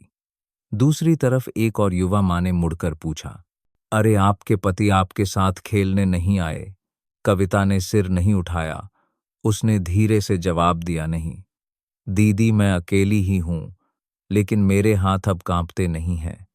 बच्चा हिला, अपनी आंखें खोलकर मां को देखा। उन मासूम आंखों में उसने साफ देखा कि वह एक टूटी हुई शादी से निकली औरत नहीं है, बल्कि एक मां है जो मजबूती से खड़ी है। भले ही उसके हाथों में अभी भी दर्द था, ऑपरेशन का घाव अभी भी चुभता था और दिल के जख्म अभी भरे नहीं थे। उस सुबह बारिश के दिनों के बाद आसमान साफ था। धूप 9 वर्ग मीटर के मचान वाले कमरे की धुंधली खिड़की से छनकर सीधी कविता की काम करने की मेज पर पड़ रही थी, जहां बच्चा एक पुराने पायदान पर खेल रहा था और लैपटॉप पर अभी भी रात की ड्राइंग की फाइल खुली थी। फोन की घंटी बजी। आरती का एक मैसेज और एक आर्टिकल का लिंक। नए महीने की शुरुआत एक प्रेरणादायक कहानी से। वह घर जिसमें धूप है और उसे बनाने वाली एक सिंगल मदर है जिसे जन्म के समय ही तलाक के लिए कहा गया था। कविता समझ पाती कि क्या हो रहा है इससे पहले ही आरती ने फोन किया और भावनाओं से भरी हंसी में कहा, तू अखबार में आ गई है पगली। कंस्ट्रक्शन कंपनी वालों ने मेरे डिजाइन किए प्रोजेक्ट के बारे में एक पीआर आर्टिकल भेजा और उसमें तेरी कहानी भी जोड़ दी ताकि गहराई आ सके। मुझे नहीं पता कि उन्हें तेरी बच्चे को गोद में लिए पायदान पर बैठी हुई तस्वीर कहाँ से मिली, लेकिन बहुत सुंदर लग रही है। सच में यह धूप वाला घर है कविता। तेरी आंखों में जो धूप है वह। कविता चुप रही। उसने आर्टिकल का लिंक खोला। पहली तस्वीर एक साधारण एक मंजिला घर का 3 अड़ी व्यू थी। 2 बेडरूम, सामने एक आंगन जिसमें तोरई की बेल लगी थी और घर के बीच में एक छोटा सा रोशनदान। रोशनी छत से सीधी खाने की मेज पर पड़ रही थी, जहां एक युवा मां बैठकर ड्राइंग बना रही थी। छोटा बेटा पास में घुटनों के बल चल रहा था। कोई रंगीनियत नहीं, कोई बनावट नहीं, बस एक सादा सा पल, लेकिन उसे देखकर शांति मिलती थी। तस्वीर के नीचे लिखा था, आर्किटेक्ट कविता शर्मा, एक सिंगल मदर, जिन्होंने मुश्किलों में बच्चे को जन्म दिया लेकिन अपना पेशा नहीं छोड़ा। उनका डिजाइन किया धूप वाला घर अब हकीकत में बन रहा है और यह एक और सिंगल मदर का घर बनेगा। कविता ने हर शब्द ऐसे पढ़ा जैसे कोई उसके सीने में बंधी गांठों को खोल रहा हो। हर शब्द उसे उस रात की याद दिला रहा था जब वह बच्चे को गोद में लेकर बारिश में भागी थी। उस पल की जब उसने तलाक के बाद कांपते हाथों से पहली ड्राइंग बनाई थी। उस समय की जब बच्चा बुखार में था और वह उसे पहुंचते हुए डुआईजी फाइल कंफर्म करने का ईमेल भेज रही थी। आर्टिकल के नीचे सैकड़ों कमेंट्स थे। अचानक सिंगल मदर्स के लिए बहुत प्यार महसूस हो रहा है। आजकल की औरतें सच में बहुत काबिल हैं। सलाम है। घर छोटा है लेकिन रोशनी बहुत बड़ी है। उसने किसी को जवाब नहीं दिया। वह बस अपने बेटे को देख रही थी जो ऊपर देखकर खिलखिला रहा था और हाथ में एक रंगीन पेंसिल लेकर ड्राइंग बुक में घुसा रहा था। लड़के ने टेढ़ी मेढ़ी लकीरें खींची, कुछ गोल सा जिसमें 2 काली बिंदियां आंखें थीं, एक खिड़की और एक तिरछी छत। ठीक वैसा ही घर जैसा उसने पिछले हफ्ते बनाया था। उसी समय शहर के एक कैफे में एक जवान लड़की वही अखबार पढ़ रही थी। वह कोई और नहीं बल्कि वही पुरानी प्रेमिका थी जिसने कभी कहा था, दीदी आप तलाक ले लीजिए, मैं पति चुराने का इल्जाम नहीं लेना चाहती। उसने कविता और उसके बेटे की तस्वीर देखी और आपके से नहीं, फिर अपने हाथ में पकड़े चाय के गिलास को देखा। उसके दिल में एक खालीपन आया। यह जलन नहीं बल्कि एक चुभन थी। उसने वह आर्टिकल झालों पर भेज दिया। पाने वाला रोहन था।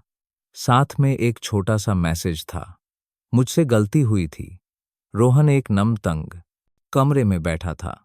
हाथ में लगभग खत्म हो चुकी सिगरेट थी। उसकी आंखें बहुत देर तक फोन की स्क्रीन पर टिकी रहीं, न कोई जवाब लिखा, न सांस ली। बस बीच में बुझती सिगरेट की एक सर्र की आवाज आई। और गांव में उस घर में, जो कभी एक घरौंदा था, कविता की सास ने गलती से वह आर्टिकल पढ़ लिया जब वह इंटरनेट पर अचार बनाने की विधि खोज रही थी। उसका हाथ तब रुक गया जब उसने कविता शर्मा का नाम स्क्रीन पर देखा। फिर उसने आर्टिकल को बड़ा किया और तस्वीर तक स्क्रॉल किया। उसने माथे पर हाथ रखकर धीरे धीरे हर शब्द पढ़ा, जैसे उसे विश्वास न हो कि यह वही बहू है जिसे कभी ठंडा खाना खाना पड़ता था और अपने बचाए हुए पैसों से जन्म के बाद दलिया खरीदना पड़ता था। उसे याद आया जब उसने उस लड़की को आधी रात को सामान लेकर जाते हुए देखा था। बस देखती रही, रोका नहीं। उसे याद आई उस बच्चे के रोने की आवाज जो मां के बिना पहली रात रोया था। उसकी आंखें धीरे धीरे धुंधला गईं। उम्र की वजह से नहीं बल्कि आंसू उमड़ आए थे। उसने धीरे से खुद से कहा, इस लड़की ने सिर्फ मेरे पोते को नहीं पाला, इसने हमारे घर की इज्जत बचाई है। उसने पोते को भाता गहा। शाम उसने चुपचाप वह आर्टिकल प्रिंट किया, उसे 4 तह में मोड़ा और उस दराज में रख दिया जहां वह अपने पति की तस्वीर रखती थी। पुरानी तस्वीरों के बगल में अब एक बिना फ्रेम का अखबार का टुकड़ा था। कोई लेबल नहीं, लेकिन यह सबसे बड़ा सबूत था कि कुछ औरतें सिर्फ एक बच्चे और एक ड्राइंग के सहारे पूरी जिंदगी फिर से बना सकती हैं। जून के अंत में शहर में फिर से तेज धूप पड़ने लगी। पुराने किराए के मकानों की टिन की छतें इतनी गर्म हो जाती थीं कि कविता को हर दोपहर बच्चे के सिर पर गीला तौलिया रखना पड़ता था ताकि उसे ठंडक मिले। बच्चा अब पलटना सीख गया था।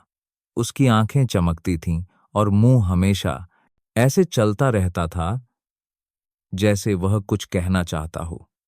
कविता अभी भी नियमित रूप से काम कर रही थी। उसकी ड्राइंग की संख्या बढ़ती जा रही थी। ग्राहक अब उसका नाम पहचानने लगे थे, वह सिंगल मदर आर्किटेक्ट।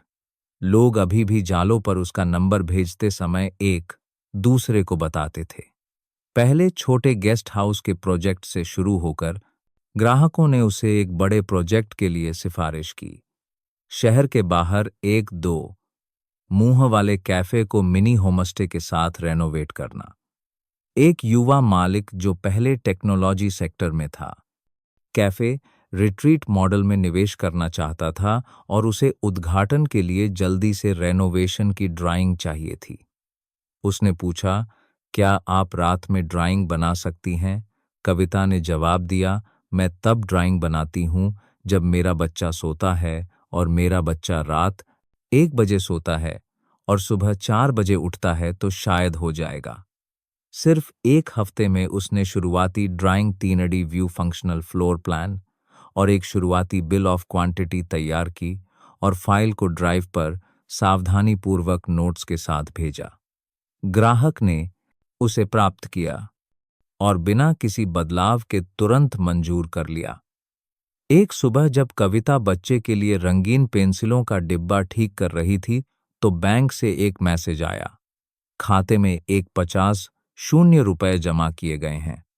भुगतान का विवरण, रिट्रीट प्रोजेक्ट, डिजाइन शुल्क 5 लाख रुपए किसी कंपनी में काम करने वाले आर्किटेक्ट के लिए बड़ी रकम नहीं थी, लेकिन कविता के लिए यह लगभग 1 साल बाद पहली बार इतनी बड़ी रकम थी, जब उसके बटुए में 2000 रुपए भी नहीं होते थे। यह असली पसीने की कमाई थी, असली आंसू, असली रातों की नींद हराम करने की कमाई, जिसमें किसी की दया नहीं थी, किसी का सहारा नहीं था। पैसे की वह हर बूंद सिर्फ कागज पर स्याही नहीं थी, बल्कि उन घावों से बहा हुआ खून था जिसे सिर्फ वह जानती थी। उस दिन उसने मकान मालिक को फोन करके जल्दी अनुबंध खत्म करने के लिए कहा। मकान मालकिन एक सख्त लेकिन काफी भावुक महिला ने कारण पूछा। कविता ने कहा, जी मुझे और काम मिला है, मैं एक छोटा थोड़ा ऊंचा अपार्टमेंट किराए पर लेना चाहती हूं ताकि थोड़ी ठंडक रहे। तुम सीधे दूसरी मंजिल पर जा रही हो। मकान मालकिन ने आधा मजाक और आधा जिज्ञासा से पूछा। जी मैं गली के नुक्कड़ वाला फ्लैट ले रही हूं जिसकी खिड़की में सुबह की धूप आती है। मेरे बेटे को रोशनी पसंद है। तुम एक अच्छी माँ हो कविता, मैंने देखा है। घर बदलते समय कविता ने कोई ट्रक किराए पर नहीं लिया। बस 3 बड़े कपड़े के थैले, एक में बच्चे का सामान, एक में कपड़े और एक में दस्तावेज और लैपटॉप। नया अपार्टमेंट पुराने मचान वाले कमरे से छोटा था, लेकिन उसमें एक बालकनी थी। बालकनी में 2 तोरई के गमले और एक पुदीने का पौधा लगाया जा सकता था। फर्श पर टाइलें थीं। साफ करने में आसान एक कोना ड्राइंग टेबल रखने के लिए काफी था और एक खिड़की थी। खिड़की से सुबह 6:30 बजे से धूप आती थी, ठीक उसी समय जब उसका बेटा उठता था। नए घर में पहले दिन कविता जल्दी उठी, खिड़की पूरी खोल दी, धूप अंदर भर गई और दीवार पर चमकने लगी। उसने बच्चे को एक पतले गद्दे पर लिटाया, कुछ हाथ से बनाए लकड़ी के खिलौने बिखेर दिए। लड़के ने एक खिलौना उठाया और फिर एक आवाज निकाली, माँ माँ। आवाज पूरी साफ नहीं थी, लेकिन कविता को यह एक नए दौर की शुरुआत की घंटी की तरह लगी।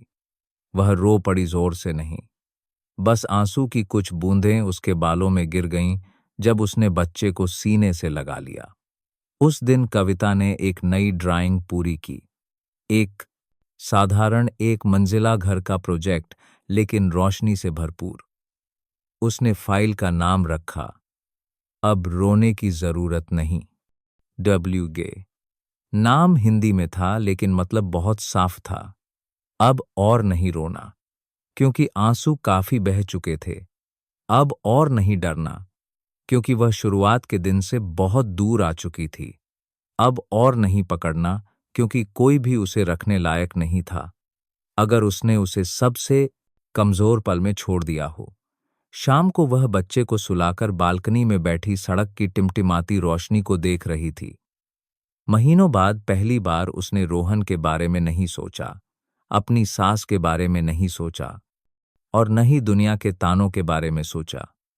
उसके दिमाग में सिर्फ 3 चीजें थीं, अगली ड्राइंग, हफ्ते के अंत की ड्राइंग क्लास और माँ की वह आवाज जो उसकी यादों में गूंज रही थी। कविता के जाने के बाद रोहन कुछ समय तक आराम से रहा, जैसे उसकी जिंदगी पर किसी चीज का कोई असर नहीं हुआ हो।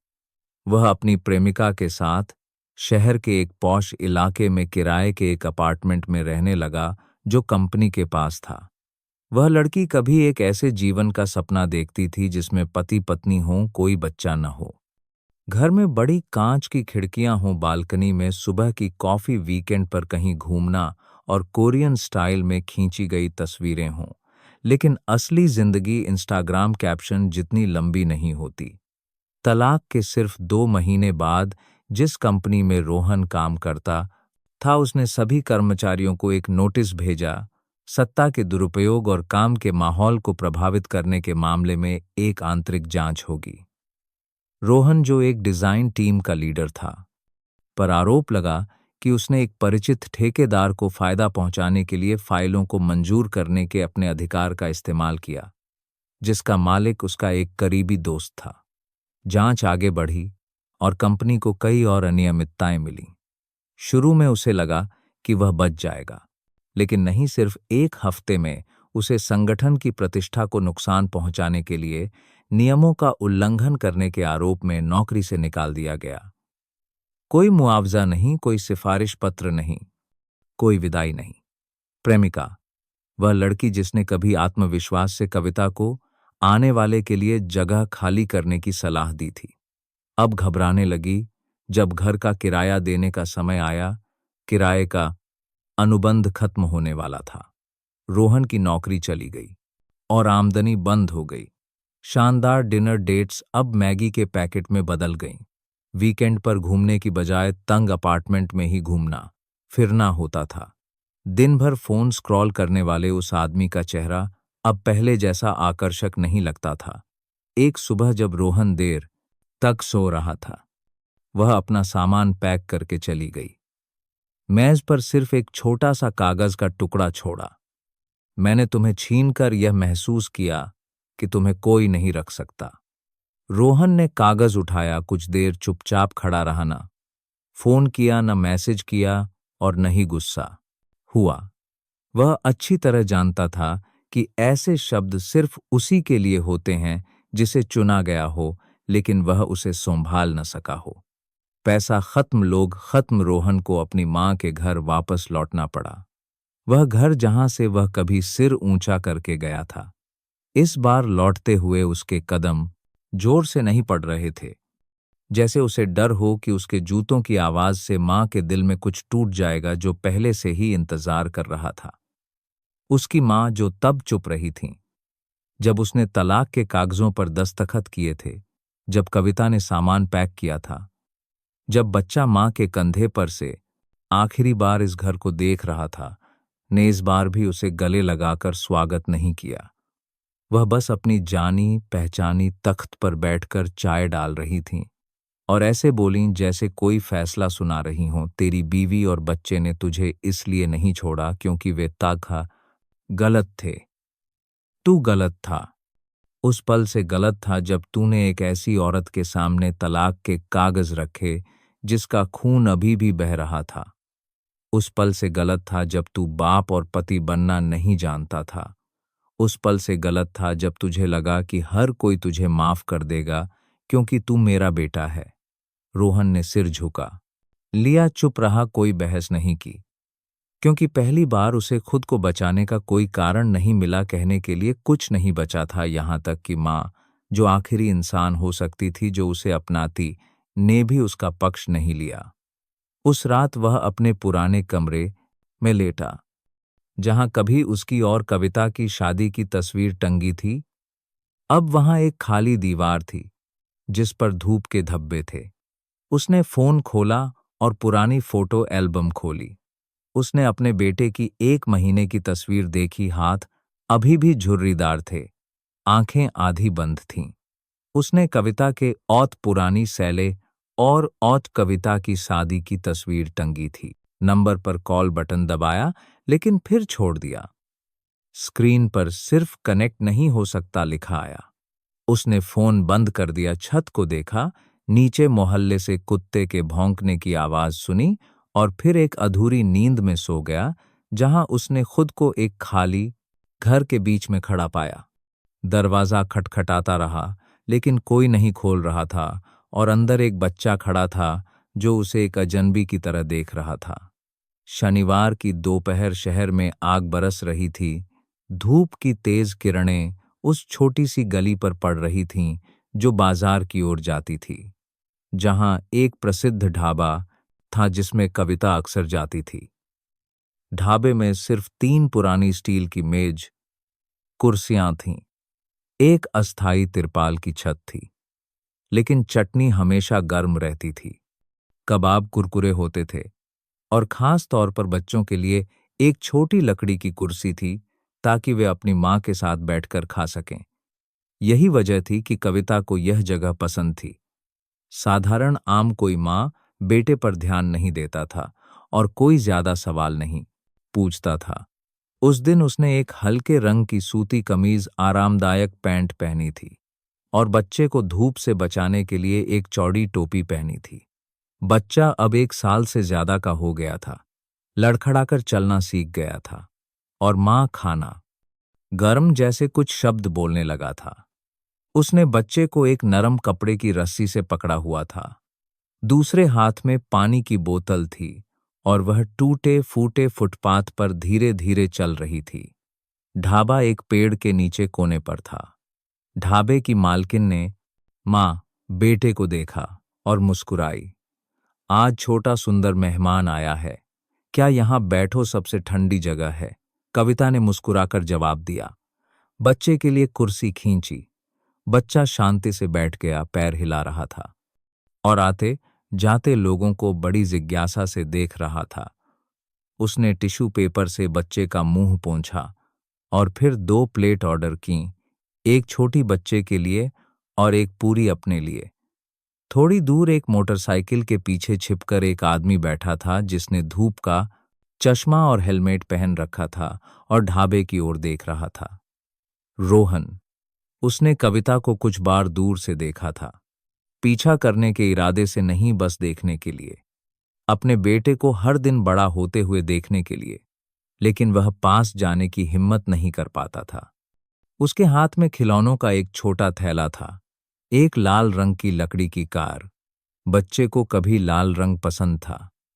जब वह घर पर था, जब भी रोहन लाल शर्ट पहनता था तो बच्चा घुटनों के बल चलकर उसे पकड़ लेता था। लेकिन अब वह बच्चा अपनी माँ के साथ खाना खा रहा था, शांति से, साफ सुथरा बाल कटे हुए, त्वचा गुलाबी।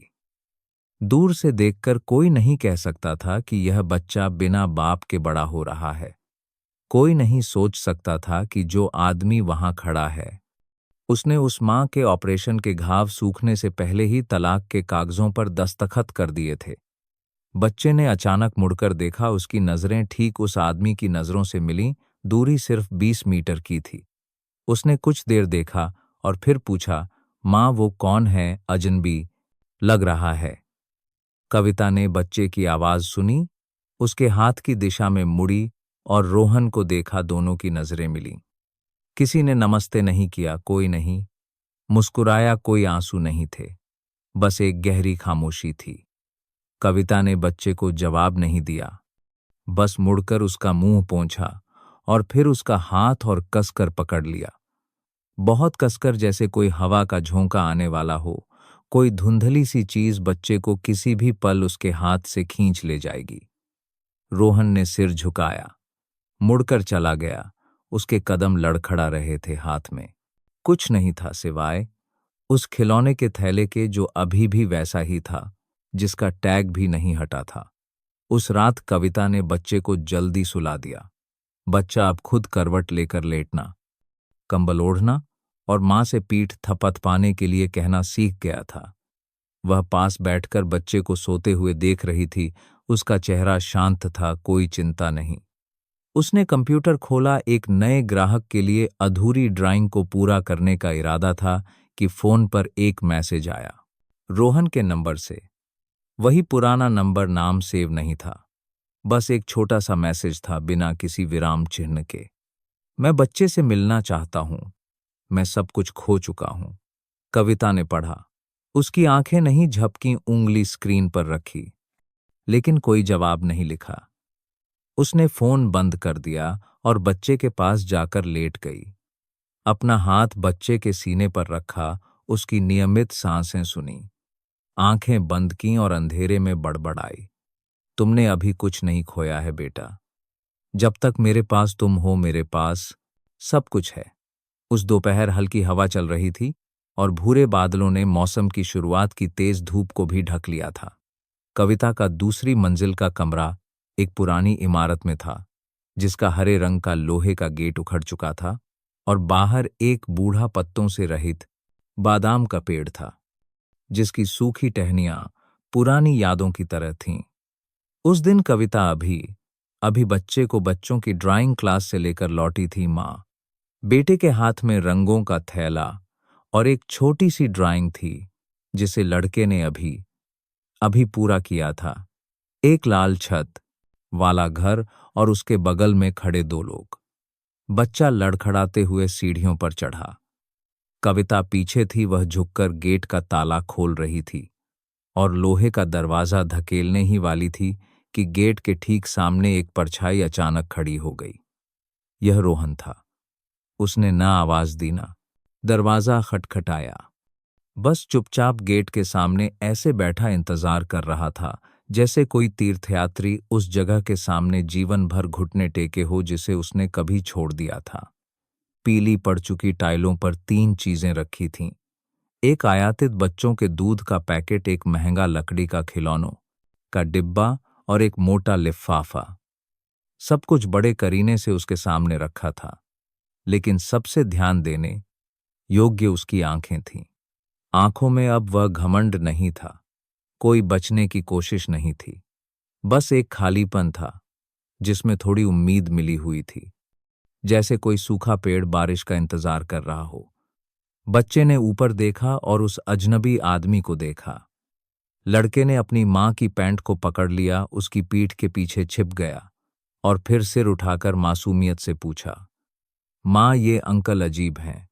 ये कौन है? यह सवाल एक छोटे बूझात हैं से कंकड़ की तरह गिरा, लेकिन उसने पूरे आंगन में हलचल मचा दी। रोहन रुक गया। उसकी आंखें लाल हो गईं, होंठ कसकर भिंच गए और उसने अपना हाथ सीने पर रख लिया, जैसे वह अपने दिल को टूटने से बचाने की कोशिश कर रहा हो। कविता ने झुककर बच्चे के माथे से पसीना पोंछा। उसके बाल सोमवारे। उसका चेहरा शांत था, एक आंसू भी नहीं था और न ही कोई दर्द या जीत का भाव था। बस एक ऐसे इंसान की समझदारी थी जो बिना रोशनी, बिना किसी के हाथ के सहारे कई लंबी रातें गुजार चुका हो। उसने धीरे से कहा, इतना कि बच्चा सुन सके, लेकिन इतना भाव था सुन सके भी कि रोहन समझ सके। ये वो अंकल हैं जिन पर माँ ने कभी भरोसा किया था, लेकिन अब तुम चुन सकते हो। रोहन ने हर शब्द साफ साफ सुना, जैसे कोई हथौड़ा उसके सीने पर मार रहा हो, जैसे यह वह आखिरी फैसला हो जिसका आरोप पत्र उसने खुद उस दिन लिखा था, जब उसने अपनी पत्नी के ऑपरेशन के घाव सूखने से पहले तलाक के कागज मेज पर रखे थे। उसने उठने की कोशिश की, लेकिन उसके पैर नहीं उठे। उसके जूते मिट्टी से सने थे, शर्ट का कॉलर घिस गया था और बाल बिखरे हुए थे। वह आदमी जो कभी आत्मविश्वास से बार में जाकर महंगी शराब चुनता था, जिसका कभी एक घरौंदा था, अब सिर्फ खुद ही बचा था, एक तोहफे के पैकेट के साथ जिसे उसका अपना बेटा नहीं पहचान रहा था। कविता बच्चे को अंदर ले गई, न मुड़ी न मना किया, लेकिन न ही बुलाया। उसे कोई शिकायत नहीं थी, कोई नफरत नहीं थी, बस अब जरूरत नहीं थी। लोहे का गेट बंद हो गया, जोर से नहीं, लेकिन रिश्ता तोड़ने के लिए काफी था। अंदर बच्चा कुर्सी पर कूद गया और ड्राइंग खोलते हुए हंसने लगा। उसने घर की छत के पास खड़े दो लोगों की ओर इशारा किया, माँ, ये आप हैं, और यह कौन है? क्या मैं और बना सकता हूं? कविता बच्चे के पास बैठ गई, पेन लेकर कागज पर हल्का सा छुआ। तुम जिसे चाहो उसे बना लो। पतझड़ की शुरुआत की एक दोपहर, शहर में उमस थी, लेकिन गर्मी नहीं। ऐसा मौसम जो लोगों को अनकही बातों में भी थका देता है। कविता ने अभी अभी बच्चे को सुलाया ही था कि गेट पर खटखट की आवाज हुई 3 बार और फिर रुक गई, न जल्दबाजी न जोर से। यह एक ऐसे इंसान की दस्तक थी जो जानता था कि अंदर वाला अभी दरवाजा खोलने को तैयार नहीं है। उसने बाहर जाकर दरवाजा खोला। गेट के सामने एक ऐसी औरत खड़ी थी जो अजनबी नहीं थी, लेकिन जिससे मिले हुए अरसा हो गया था। सास। उनके बाल और सफेद हो गए थे, चेहरा ज्यादा मुरझाया हुआ था और नींद की कमी से त्वचा सांवली पड़ गई थी। उन्होंने कोई शानदार कपड़े नहीं पहने थे, बस एक गहरे भूरे रंग का साधारण सूट था। हाथ में एक पतला पॉलीथिन का थैला था, जिसमें एक चौकोर तह किया हुआ रूमाल और एक छोटा सा फोटो फ्रेम था। तस्वीर उनके पोते की थी, जो खिलखिलाकर हंस रहा था। यह उस तस्वीर से काटी गई थी जिसे कविता ने कभी फेसबुक पर पोस्ट किया था। क्या मैं थोड़ी देर अंदर आ सकती हूं? उनकी आवाज भारी थी, न खुशामद न विनती। कविता ने गेट खोला, कुछ नहीं कहा। छोटा सा कमरा पहले जैसा ही था, साफ सुथरा और खिड़की से आती धूप के कारण रोशन। मेज पर लैपटॉप अभी बंद नहीं हुआ था, ड्राइंग की फाइल अभी भी अधूरी थी। उसका बेटा कमरे में सो रहा था, उसकी हल्की नियमित सांसें ऐसी थीं जैसे किसी तूफान के बाद दिल की धड़कन स्थिर हो गई हो। सास कुर्सी के किनारे बैठ गईं, अपने दुपट्टे का कोना सहलाने लगीं, किसी ने मेज पर रखी चाय को नहीं छुआ। थोड़ी देर बाद उन्होंने तस्वीर को पानी के गिलास के पास मेज पर रख दिया।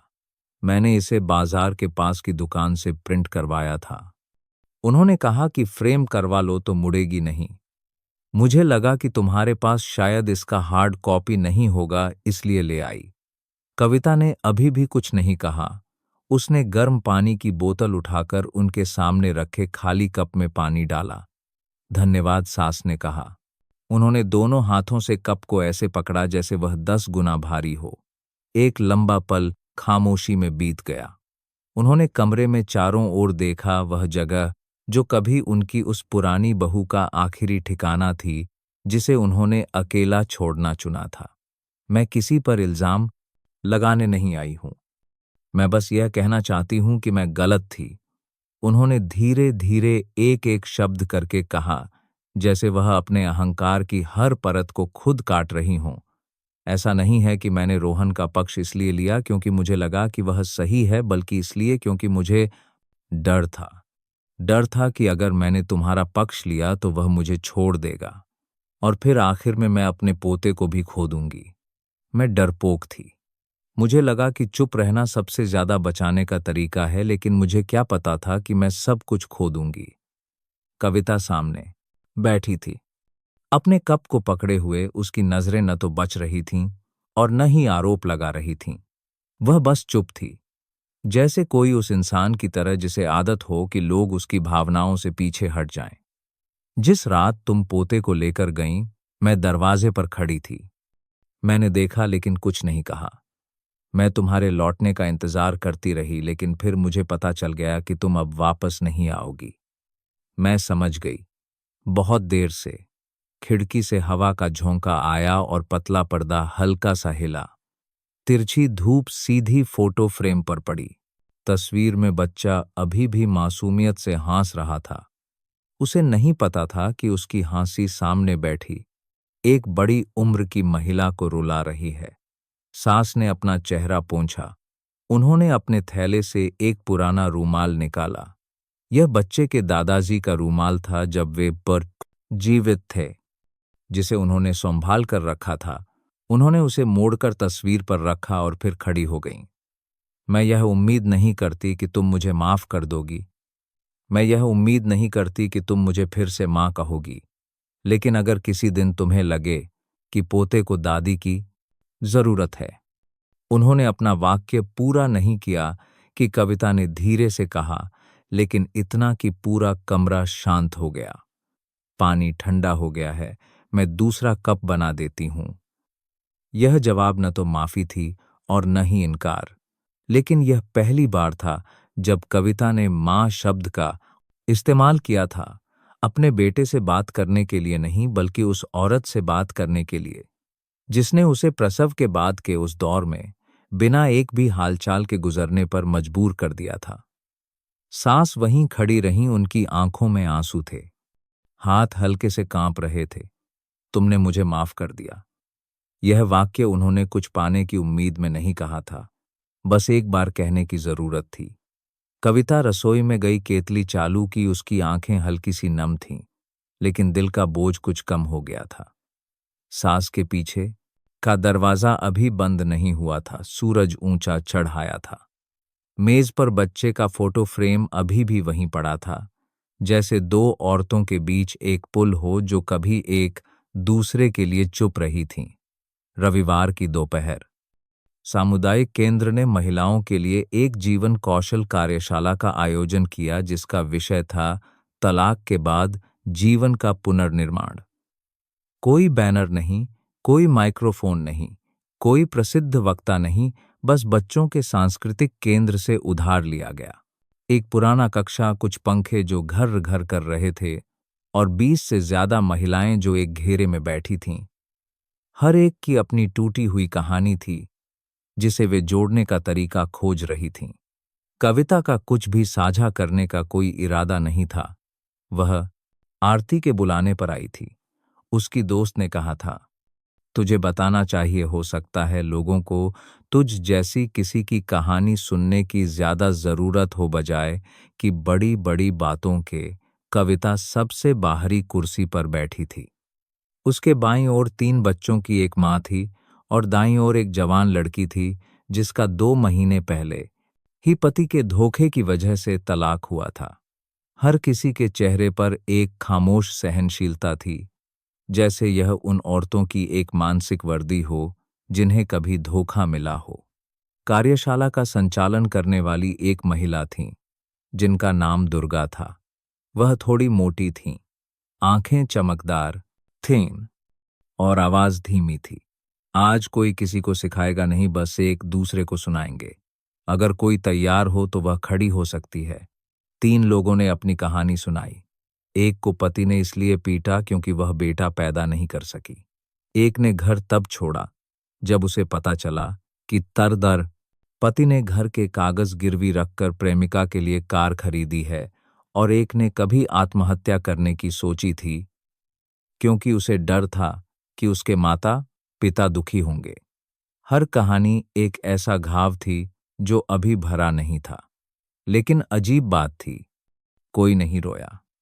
हर आवाज एक ऐसे स्टील के टुकड़े की तरह थी जिसे आग में तपाकर ठंडा किया गया हो, लेकिन वह मजबूत थी। जब दुर्गा ने कविता की ओर देखा तो बस धीरे से पूछा, क्या आप कुछ बताना चाहेंगी? कविता खड़ी हुई, उसके हाथ थोड़े कांप रहे थे, लेकिन पीठे की केबिले से इस पीठे पाथा रहे हैं सीधी थी। शाम की धूप खिड़की से अंदर आ रही थी और उसकी परछाई हल्की क्रीम रंग की दीवार पर पड़ रही थी। उसने अपना नाम नहीं बताया, ज्यादा लंबा नहीं बोला, बस संक्षेप में कहा। उसकी आवाज ऐसी शांत थी जैसे वह कोई नोट पढ़ रही हो। मैंने तब बच्चे को जन्म दिया जब मेरे पति ने तलाक के कागज दिए। मैंने कभी अपने बच्चे को गोद में लेकर बारिश में बिना एक पैसे के भागी। मैंने अपनी पहली ड्राइंग किराए के कमरे के फर्श पर बनाई क्योंकि मेरे पास मेज नहीं थी। और मैंने अपने बच्चे को अपने ही पिता से यह पूछते हुए सुना कि अंकल, आप कौन हैं? सभी की नजरें उसकी ओर थीं। कविता धीरे से मुस्कुराई। उस समय किसी ने मुझसे पूछा था कि क्या मैं माफ कर दूंगी। मैंने जवाब नहीं दिया, लेकिन आज अगर कोई पूछे तो मैं सच कहूंगी। मैंने माफ करना नहीं सीखा, मैंने यह सीखा कि अब माफ करने की जरूरत ही नहीं है। कमरे में सन्नाटा छा गया। कोई तालियां नहीं, कोई फुसफुसाहट नहीं, बस एक बहुत ही स्पष्ट खामोशी थी, जैसे किसी ने अभी अभी शीशे पर जमी धूल की परत को हाथ से हटा दिया हो और हर किसी को लगा हो कि वह भी कभी रोहन की तरह रहा है। उसने भी कभी किसी को उस पल में छोड़ा है जब उसे सबसे ज्यादा जरूरत थी। उसने भी कभी चुप रहकर खुद को निर्दोष माना है और उसने भी कभी चाहा है कि कोई और उसकी जगह भुगते ताकि उसे अपने अंदर के बुरे हिस्से का सामना न करना पड़े। कविता के पीछे की दीवार पर एक पेंटिंग टंगी थी। यह उसके बेटे की बनाई हुई थी, जिसे वह पिछले हफ्ते बच्चों की प्रदर्शनी में लाई थी। पेंटिंग का नाम था धूप वाला घर। एक छोटा लाल छत वाला घर, आंगन में तोरई की बेल और धूप में खड़े 2 लोग, एक बड़ा और एक छोटा, हाथ में हाथ डाले। बड़ा वाला माँ थी, छोटा वाला बेटा। और दूर झाड़ियों के पीछे एक परछाई तिरछी खड़ी थी जिसका चेहरा साफ नहीं था। जब कार्यशाला खत्म हुई तो लोग चुपचाप उठे और एक पंक्ति में बाहर जाने लगे। किसी ने उसके कंधे पर धीरे से थपथपाया जैसे धन्यवाद कह रहा हो। किसी ने बस मुस्कुराकर अपना रूमाल निकालकर आंखें पोंछीं। किसी ने और कुछ नहीं पूछा। किसी को और कुछ जानने की जरूरत नहीं थी क्योंकि जवाब मिल चुका था। कविता मेज कुर्सियां ठीक करने के लिए रुक गई। जब उसने आखिरी कुर्सी रखी तो वह मुड़कर अपने बेटे की पेंटिंग को देखकर मुस्कुराई और फिर धीरे से सिर हिलाया। धन्यवाद बेटा, तुम्हारी वजह से मुझे अब किसी से कोई शिकायत नहीं है। शाम होने लगी थी, खिड़की के दर से हवा आ रही थी और ऐसा लगा जैसे हवा में किसी ने एक लंबी सांसा छोड़ी हो। पता नहीं यह अफसोस था या माफी। कुछ दर्द ऐसे होते हैं जिन्हें नाम देने की जरूरत नहीं होती, फिर भी वे इंसान की पूरी जिंदगी बदल देते हैं। कुछ अलगाव झगड़ों से शुरू नहीं होते, बल्कि एक ठंडे कागज के टुकड़े से शुरू होते हैं जिसे ठीक उस समय मेज पर रखा जाता है जब एक औरत के ऑपरेशन के घाव अभी सूखे भी नहीं होते। और कुछ औरतें ऐसी भी होती हैं जो अपनी सबसे बड़ी कमजोरी के पल में ही सबसे ज्यादा मजबूत बनती हैं। कविता कोई काल्पनिक पात्र नहीं है। वह आधुनिक भारत की उन कई महिलाओं का प्रतिबिंब है जो सहना जानती हैं, झुकना जानती हैं और चुप रहना जानती हैं, लेकिन खड़ा होना भी जानती हैं। जब विश्वास तोड़ा गया तो उसने न झगड़ा किया, न रोई, न ही किसी को रोका। उसने चले जाने का रास्ता चुना, भागने के लिए नहीं बल्कि खुद को और अपने छोटे बच्चे को बचाने के लिए। जब एक पिता ने पहले ही पल से अपनी भूमिका छोड़ दी थी, 9 वर्ग मीटर के उस मचान वाले कमरे से जहां न खिड़की थी, न एयर कंडीशनर और न ही काम करने के लिए एक अच्छी मेज, उसने अपनी जिंदगी फिर से बनाई। पहली ड्राइंग रात में बनाई गई, बगल में बुखार में कांपते बच्चे की सांसों के बीच। हर बैंक ट्रांसफर सिर्फ एक भुगतान नहीं था, बल्कि हर बार दांत भींचकर दर्द सहने का, हर रात दूध बनाने के लिए उठने का और कांपते हाथों से ग्राहकों को ईमेल का जवाब देने का इनाम था। उसने किसी से यह मांग नहीं की कि उसे पहचाना जाए। उसने बस चुपचाप यह साबित किया कि एक माँ, एक औरत जब अकेली हो तो कितनी मजबूत हो सकती है। और जब वह आदमी एक दूध के पैकेट, एक खिलौने और एक देर से मांगी गई, माफी के साथ गेट के सामने घुटने टेक कर लौटा तो बच्चे ने पूछा, माँ ये अंकल कौन है?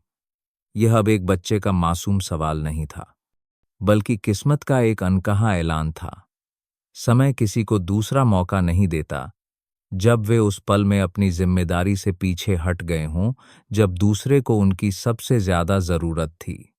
कविता का जवाब, ये वो अंकल हैं जिन पर माँ ने कभी भरोसा किया था, लेकिन अब तुम चुन सकते हो।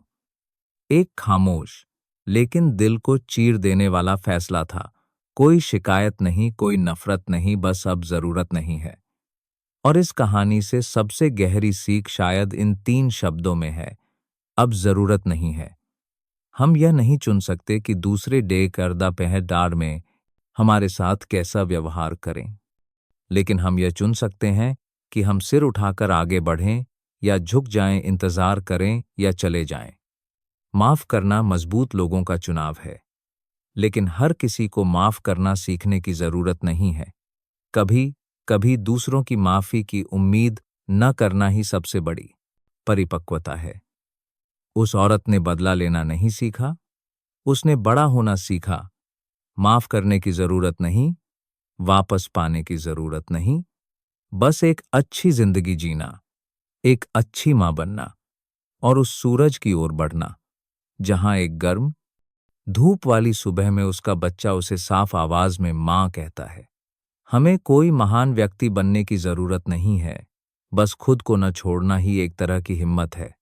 और उन सभी के लिए जो टूटन के अंधेरे में बैठे हैं, कृपया विश्वास करें, अगर आज आप खड़े हो सकते हैं, अपना चेहरा पोंछ सकते हैं और आगे बढ़ सकते हैं, तो कल आप उन बहुत से लोगों से बहुत आगे होंगे जो खुद को खुश समझते हैं। अगर आपको यह कहानी आकर्षक और सार्थक लगी तो वीडियो को लाइक करना न भूलें। इस कहानी के बारे में अपने विचार कमेंट करें।